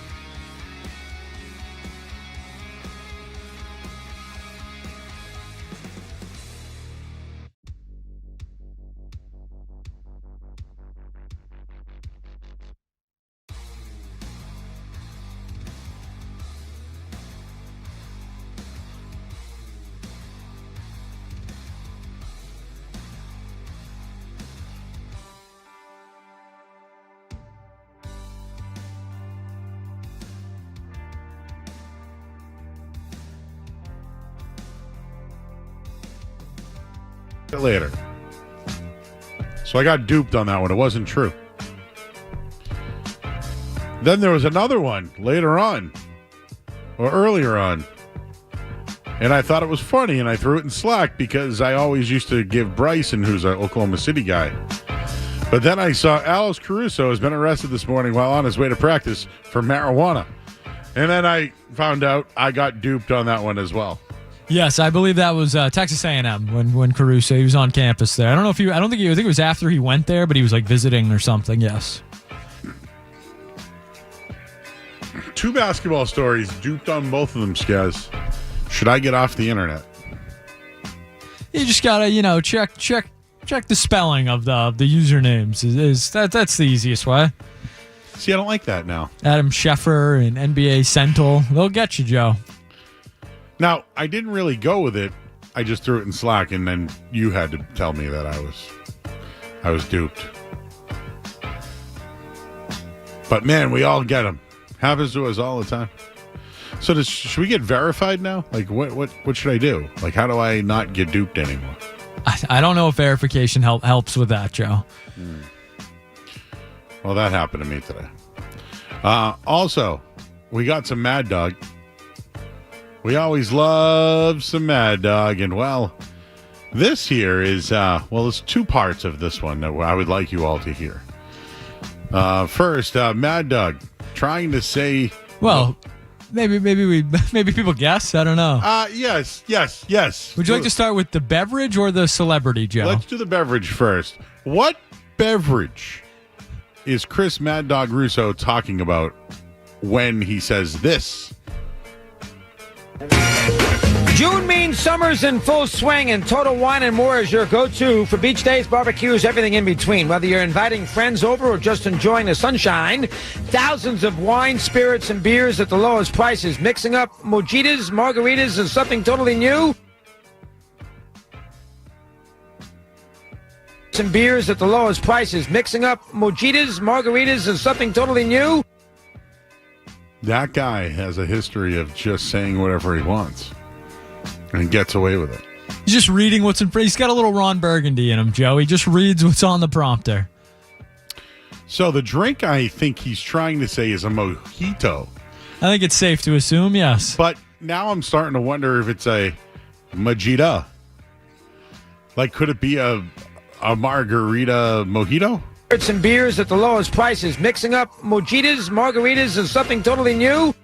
Whoa. Is a mojito new? A Mad Dog creation, maybe, Joe. You like mojitos?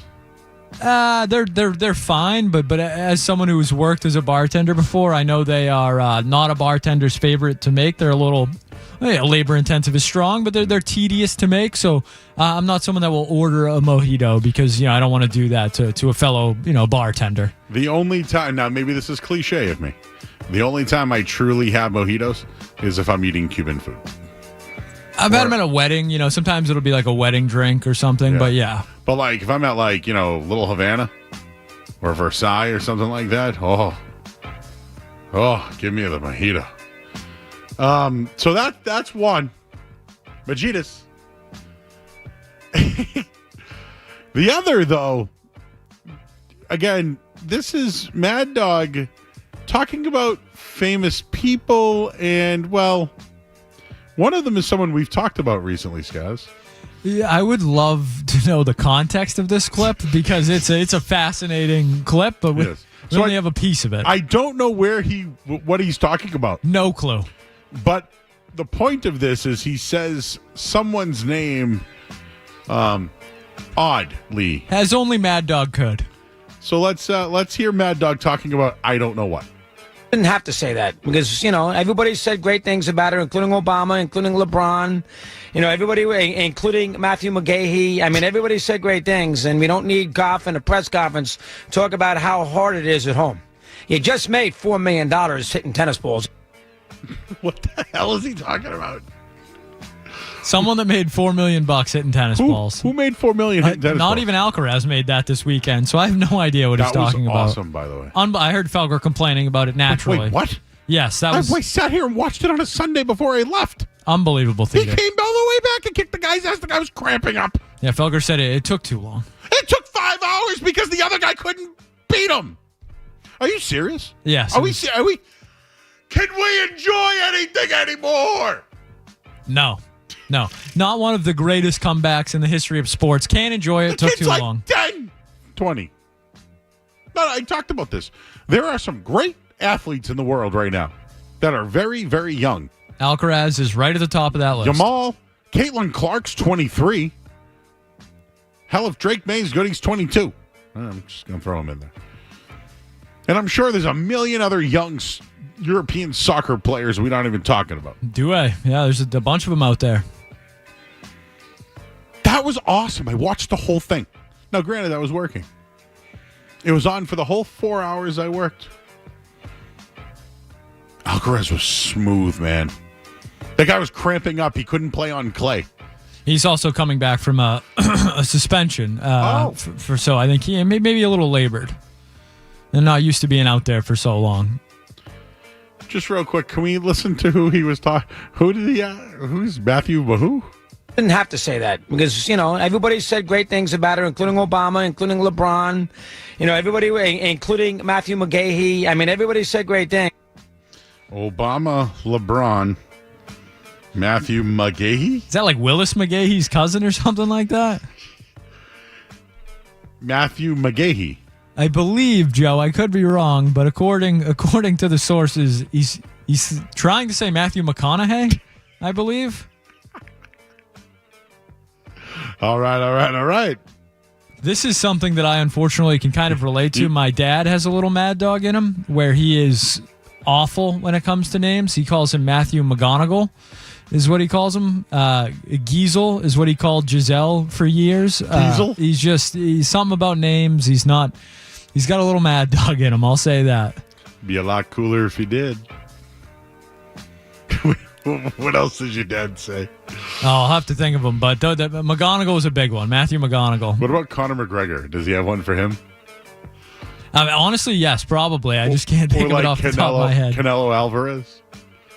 Like Caneldo. Oh, yeah.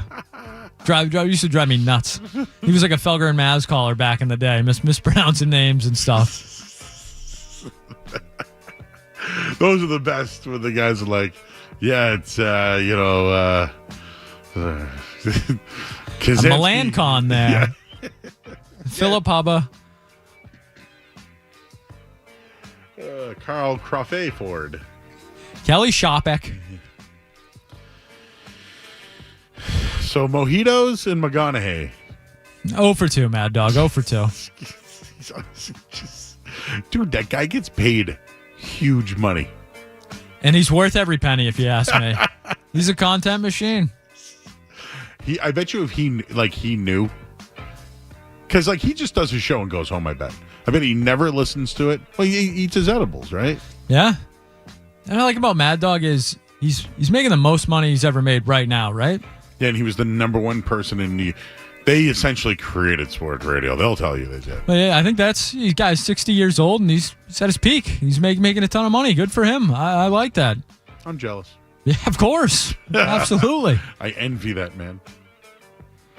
I feel like Adam Sandler when I like money. I want to put money in a little piggy bank and I want to watch it grow. And can you just give me a business card? I'm just looking for the business card, that's all. All right, birthdays today. I've been slacking on birthdays lately. I apologize to everybody. Happy birthday to Tom Holland, 29 years old today. What else we got here? Happy birthday to Morgan Freeman Shawshank, 88 years old today. It all comes back to Shawshank. I saw that toe, drink of water. His name was Andy Dufresne. I didn't think he'd make it past the first night. Brian Cox, 79 years old. That's the Lord of the Rings guy. I don't believe so. Heidi Klum is only 50. He's 52. Oh my God. Joe, it is also Elizabeth Hurley's birthday today. She is 60 years old. What? Yes. Still looks great. Here's another one. Alanis Morissette is 51 years old today. I will say this. People talk about greatest albums of all time. Jagged Little Pill is one of the most of the 90s. If you pop the CD in, no change. Like if I have Spotify, Napster, or whatever. Napster? I still have Napster, believe it or not. I'll show you the app if you don't believe me. I have it. And it's funny because I was listening to Metallica on Napster recently. Jagged Little Pill, 1 to the end, is in a phenomenal album. No skips. 0 skips. Awesome. Happy birthday to Amy Schumer, who's my age, 44. I'm 43, but still, she's 44. Willow Shields, 25 years old today. Happy birthday to Marilyn Monroe, passed away in 1962.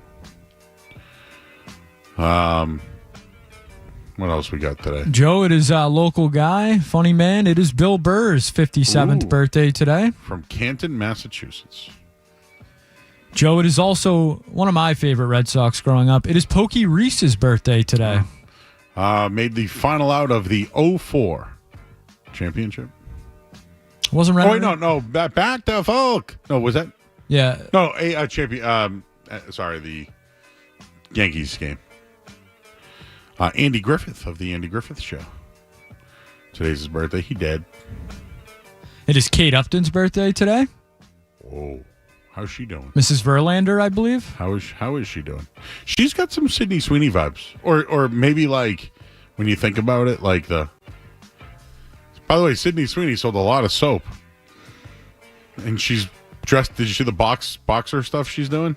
I have not, Joe. She gained 30 pounds to portray a boxer in a movie. Yeah, looks like it's going to be all right. Photos came out today. Nikki Glazer, 41 years old today. She's funny. How about basketball player Nick Young, 40 years old today? There's also Tara Lipinski's birthday today, Joe. Little figure skating action in there. Figure skating was so big in the 90s.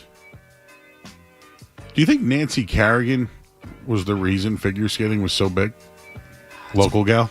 Before my time, but you deserve some credit, right? That Tanya Harding, Nancy Kerrigan thing was like, I'm not going to say it was as big as the OJ case, but man, it was everywhere, man.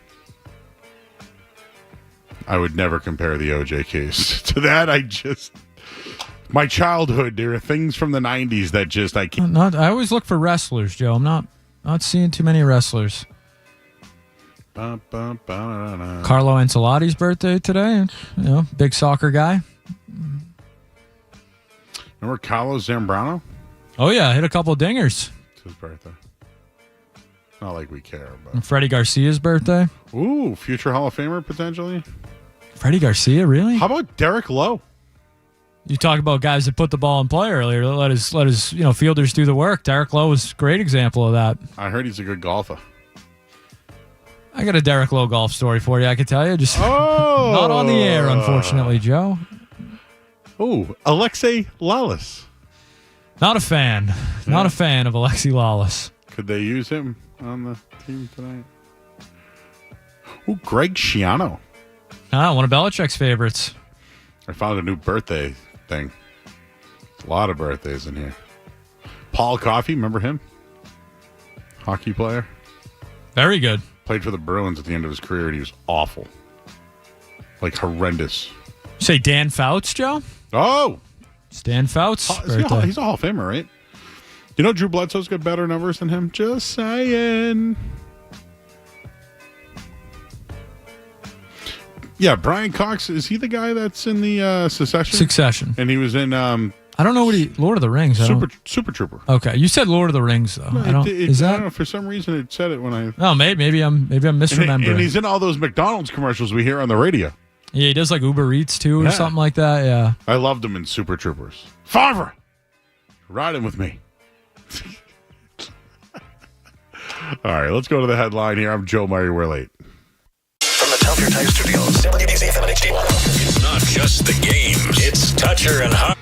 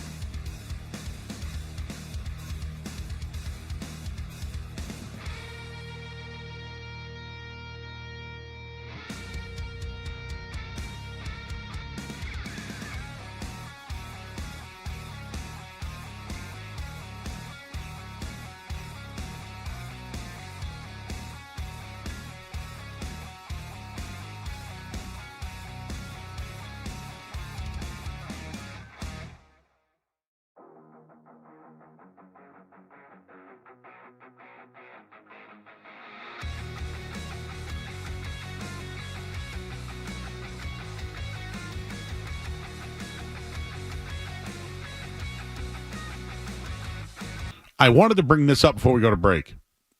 Odds came out today for Drew Holiday's next team.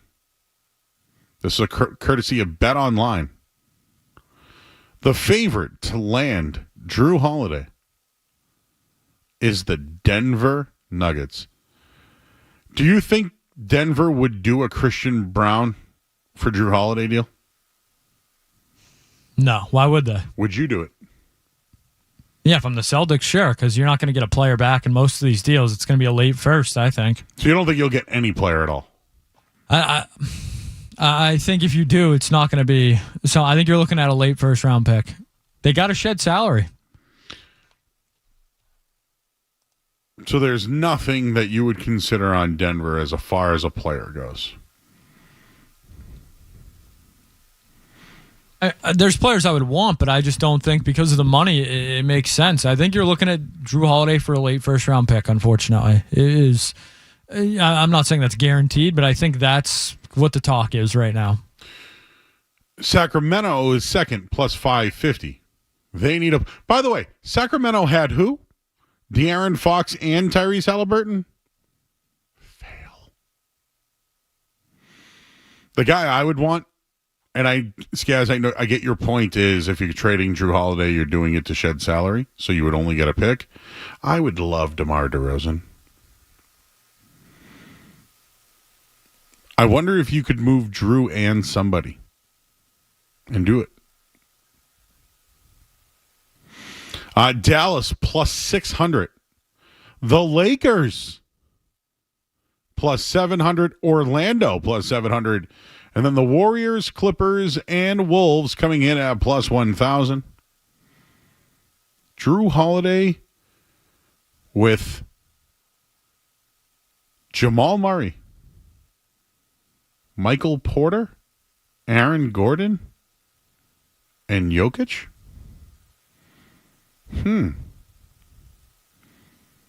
Peyton Watson and Brown off the bench? Not bad. I would like some sort of player in return. Now, it doesn't have to be a starter. Could it be a rotational piece? Maybe a big. I'm not sure what Denver has for bigs. I think their only center actually is Jokic. Unless you want to put like Dario Saric in there, and I'm all set. You want him? He's available. That's what I'm saying. Those are the kind of options you're looking at. I like Julian Strother. They give him up? Yeah, he's young. He had that big playoff game. I don't know. I don't think so. About it. Jalen Pickett. Remember him? He was Penn State. Micah Shrewsbury. I mean, he if anything, he can at least shoot the three as a point guard. Yeah, not really doing much for you here. But anyways, those are the odds for the next team for one Drew Holiday. We'll take a quick break. I'm Joe Murray. You're listening to 98.5 The Sports Hub. More Joe Murray coming up on the Sports Hub.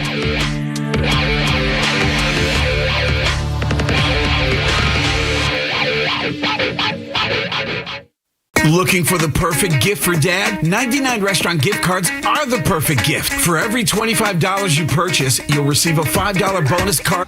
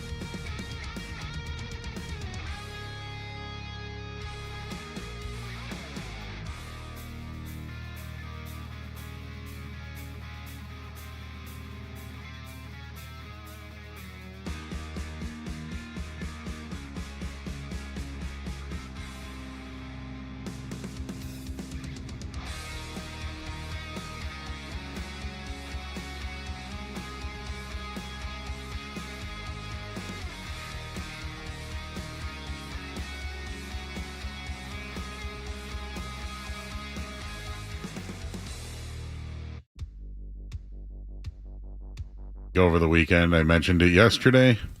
I think it's a fair take. Some people did not like my take, so that's why I'm going to double down on it tonight. It's a Patriots take.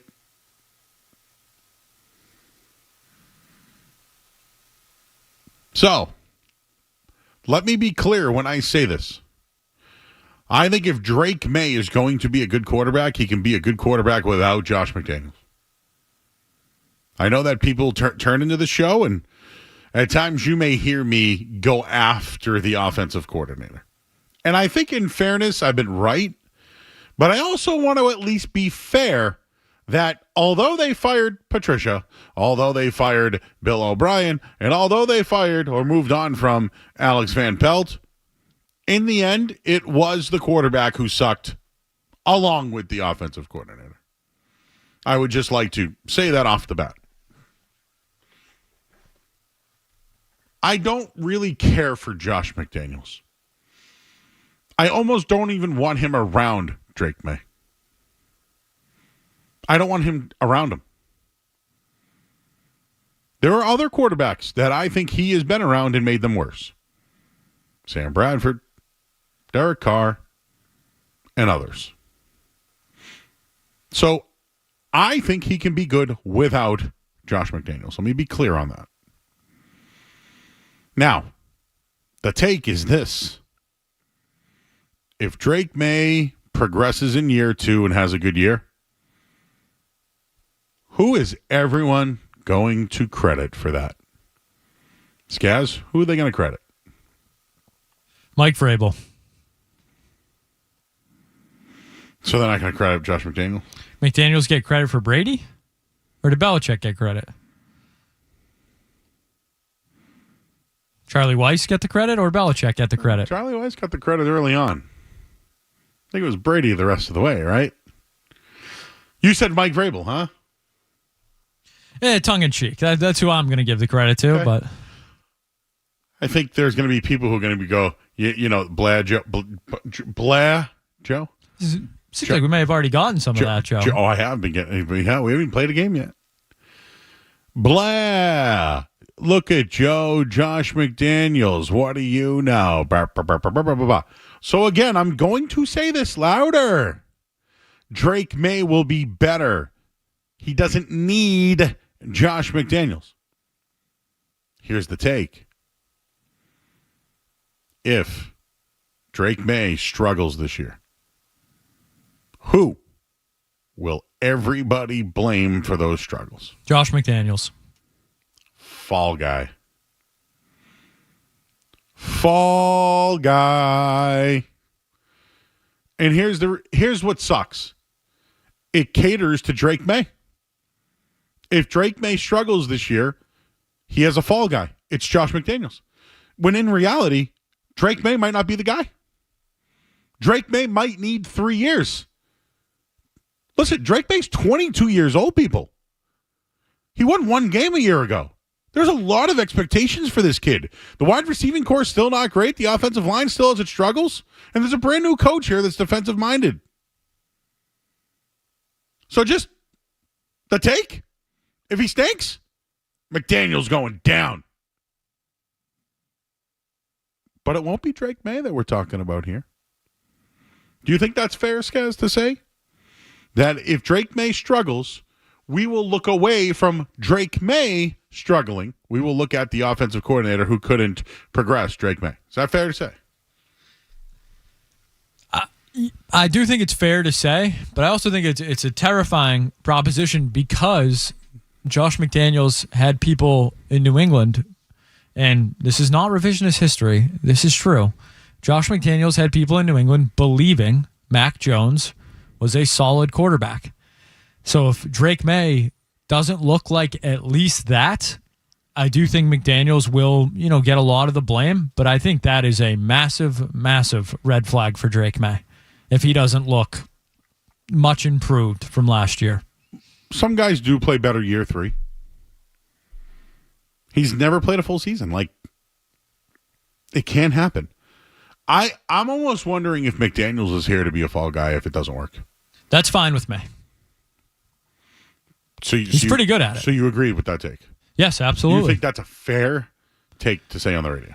Joe, I would say that take is, compared to other takes I've heard on this very station, Joe, I would say that doesn't even, that nothing moves on the meter for that take. That is a mundane take. And I mean that in the best way possible. Yes. That is a good take. Fair. Fair. Do you think there's been other built-in fall guys? Was Gerard Mayo a fall guy? Absolutely. Was AVP a fall guy? Oh, yeah. Covington? How about Bill O'Brien? Yeah, I think he became one at the end for sure. Drake May.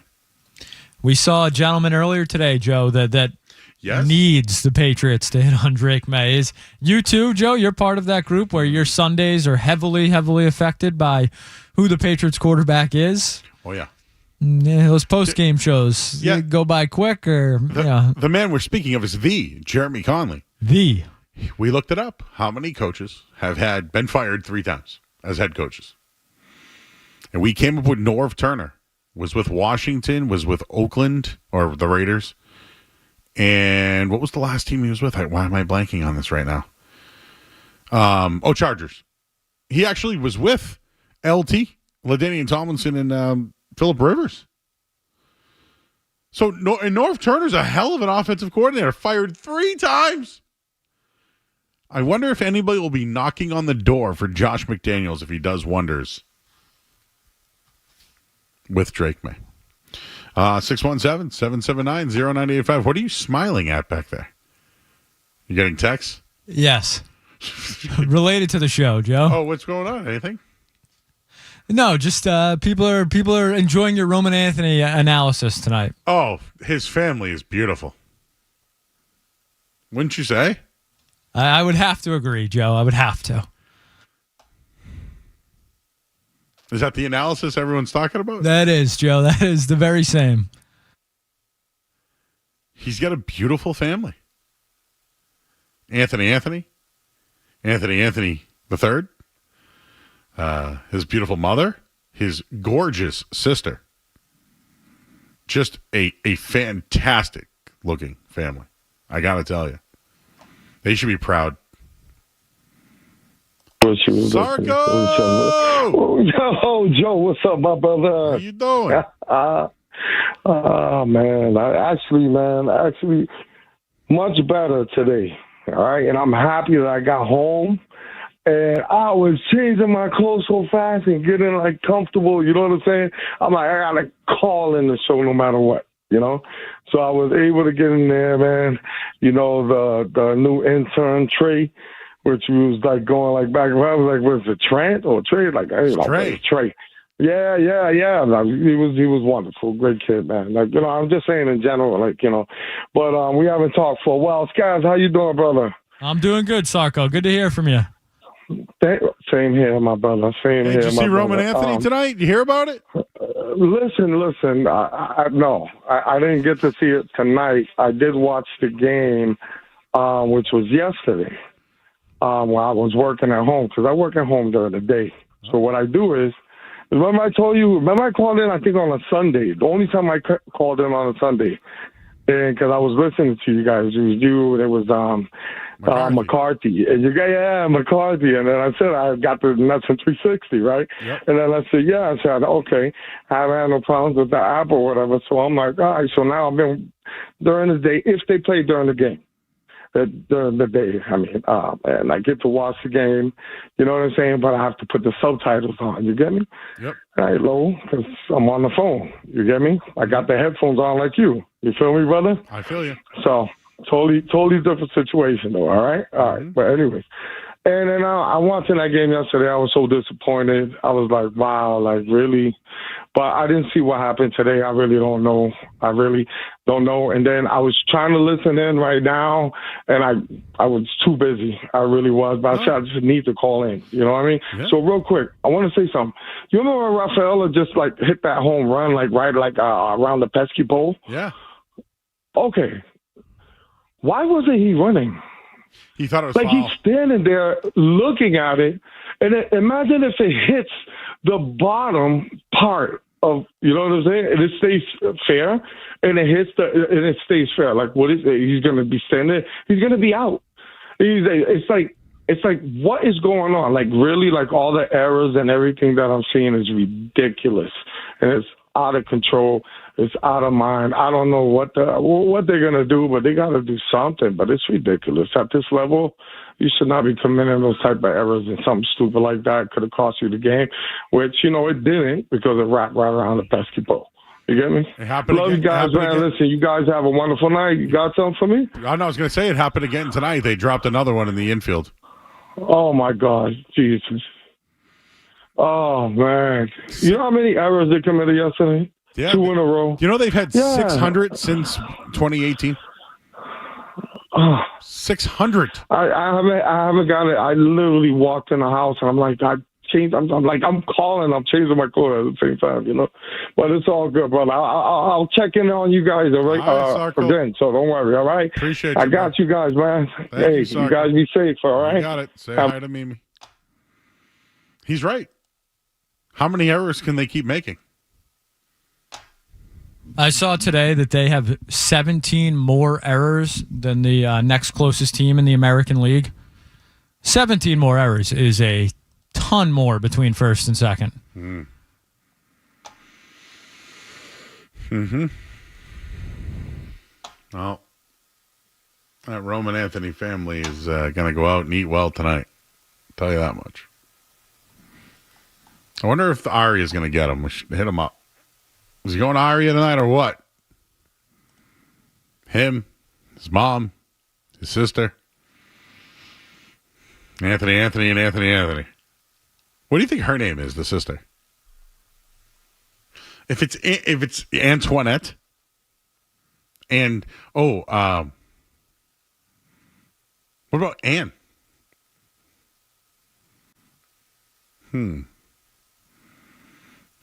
It's got to begin with an A, right? You got nothing from you, Skaz? I believe it's Leah, Joe, is what I'm being told. That's what I'm being told. That is a beautiful name. Beautiful name. Is that confirmed? You've been told it's Leah? It's what the internet is saying. Well, I will tell you this, Leah Anthony. It is Leah. I have been sent a photo. Leah Anthony from, yes, that is, hi. Wow. Her brother can hit. Let me tell you.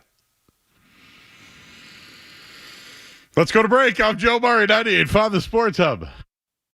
Sports Hub headlines presented.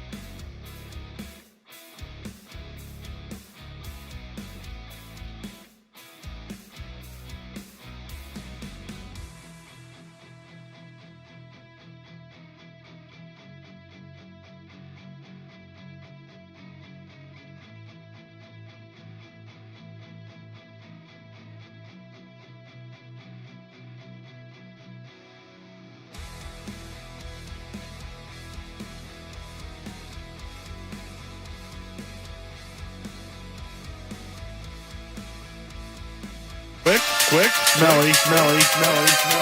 It's Joe Murray on the Sports Hub. Just a gorgeous, gorgeous family. And I still can't get over that the father's name is Anthony, and the son's name is Anthony. And their grandfather's name is Anthony as well, so that would be called the three Anthonys. Reminds me of like Goodfellas, when he's like, hey, it's Pete. Hey, this is Petey. Hey, it's Paul. It's Petey. It's Paul. Joseph. Petey. Paul. You know, just everybody's little Petey. Big Petey. Well, Anthony. Big Anthony. Anthony the third. It was Roman. And Leah. Hi, Leah.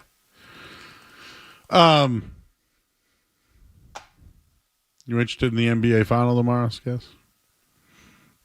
I am a little disappointed in the Pacers pulling a New York Knicks and renaming all their streets after the players. It didn't work out so well for the Knicks, but maybe things will be different for Indiana. Halliburton sucked. Yeah, I noticed he got a little limp after the game, too. Oh. Yeah, walking off the podium a little. I don't know if you can tap in the NBA you hoped on. I mean, Luka kind of did it last year, but I expect the Pacers to come out. If they split, good for them. Hey, the Thunder have been horrible in Game 3s. Now they've had home court advantage, right? So remember the Celtics would do this year? They would go on the road, play well, come back and lose at home. So this would be them playing at home and then going on the road. Where the Thunder struggled. Game 3s would have been on the road. That's what I'm saying. Yeah. They're 0-7 against the spread. Yeah, I was making a I get They're not good against the spread all playoffs, I don't think. They lost game 1. They covered last 2 nights ago. I don't know. I'm over 5.5 is where I'm at still. I still think the Pacers steal a game. But I do think in game 1 we saw a coaching mismatch, and guys, I'm almost thinking about this. I'm not ready to mark it down yet, but does coaching really matter now in the NBA? And this is something I can't get over. The New York Knicks fired Tom Thibodeau, and the favorite that they want to hire is Jason Kidd. I've been sitting on this one for days.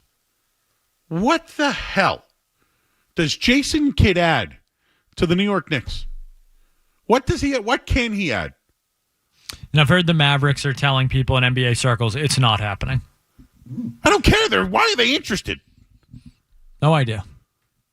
But the other thing, too, just to that point, how do you fire Tom Thibodeau and not know who you're going to replace him with? They said they wanted to be championship ready, right? Or focus on a championship. Kid's been to the final and lost. So, again, Mike Malone would be the smart choice, right? Coach Bud has won a championship. Still available, right? Who else has won a championship that's available? Hell, Doc Rivers, if he was available, is available. If he was available. Frank Vogel has won a championship, right? He's a pretty good coach, actually. I like him. But is he the fire Tom Thibodeau for Frank Vogel? No, Frank Vogel doesn't instill anything. I can't believe Jason Kidd is the name that's out there right now.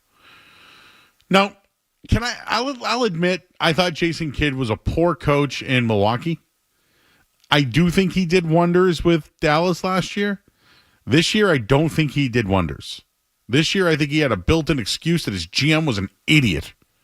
Hey, maybe the Knicks GM's an idiot too.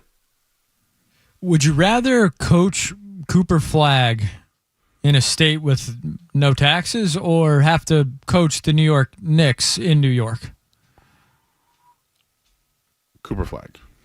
Easy decision, I would say. Cooper Flagg is always the decisions, guys. Always, always? Always. Always.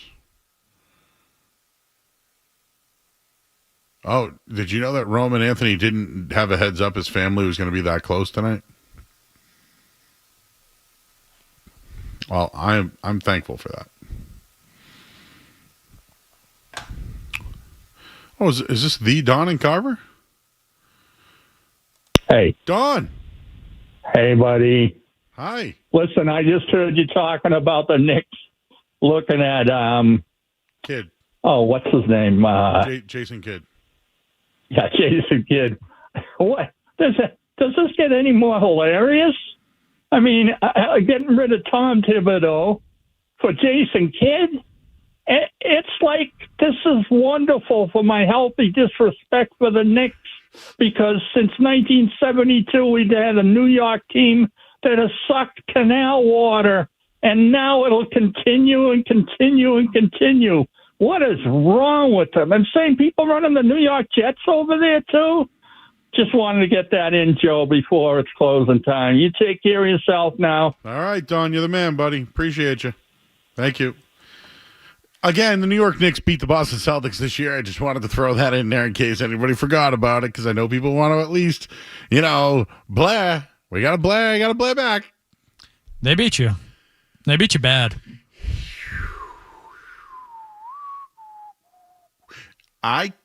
You're right, Skaz. You know what? That's the best take I've heard on this one.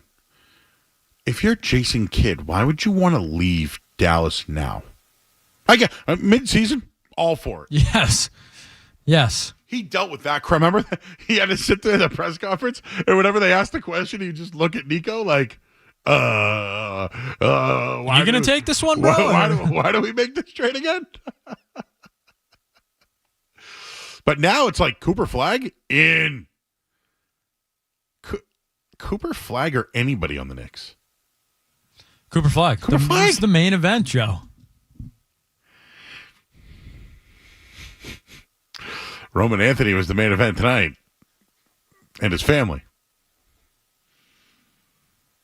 Which I think will be the story of the night. Should really watch him hug his family. Should see their excitement when he got the big hit tonight. Wonder if they're listening. Well, if they are, the Anthony is Anthony, Roman Anthony, Leah Anthony, hello. And the mom, which I don't know her name yet. Maybe it's Leah too. Maybe there's Leah. Miss Leah, the youngest one. Now she's a graduate of where, Skaz? I'm sorry. I don't know, Joe. My research doesn't go that far. Okay, just wanted to make sure that, she is a college graduate. She is in Boston tonight. I think she likes the sun. But, there she is again. Look. See the whole family. Oh, yeah, right there. She's the one in red, for those that are wondering who that is. But what a night for the Anthonys. And if you're listening, we salute you. Roman Anthony is the savior of the Boston Red Sox. For those about to rock, we salute you. All right, that's it for tonight. We have another full show tomorrow. We just got to do it all over again. Full Forzy. Yeah, what's anything going on tomorrow? We got OTAs. NBA finals. We get the finals. Okay, we get to watch that. The Sox. Oh, do you get to see Roman Anthony's family again? Maybe they'll be in a booth tomorrow. Who knows? Oh, booth. Maybe we can send Jake. Maybe he'd be in on that. You know who's going to the Sox tomorrow? Trey. Oh, Trey. Trey, you got to get over to the first base line, bro. We got boots on the ground. I might ground. have to text you. Hey, what's going on over there, bro? Call in. Hey, I'm with Leah. Our intern, Trey. James Scaramazino. I'm Joe Murray. The Sport this hour is brought to you by Valvoline and Oil Change. Enjoy quick and convenient vehicle maintenance this month. Visit NewEnglandOilChange.com to save 50% off your next Oil Change at Valvoline and Oil Change, the official oil change of busy people. I'm Joe Murray. See you tomorrow.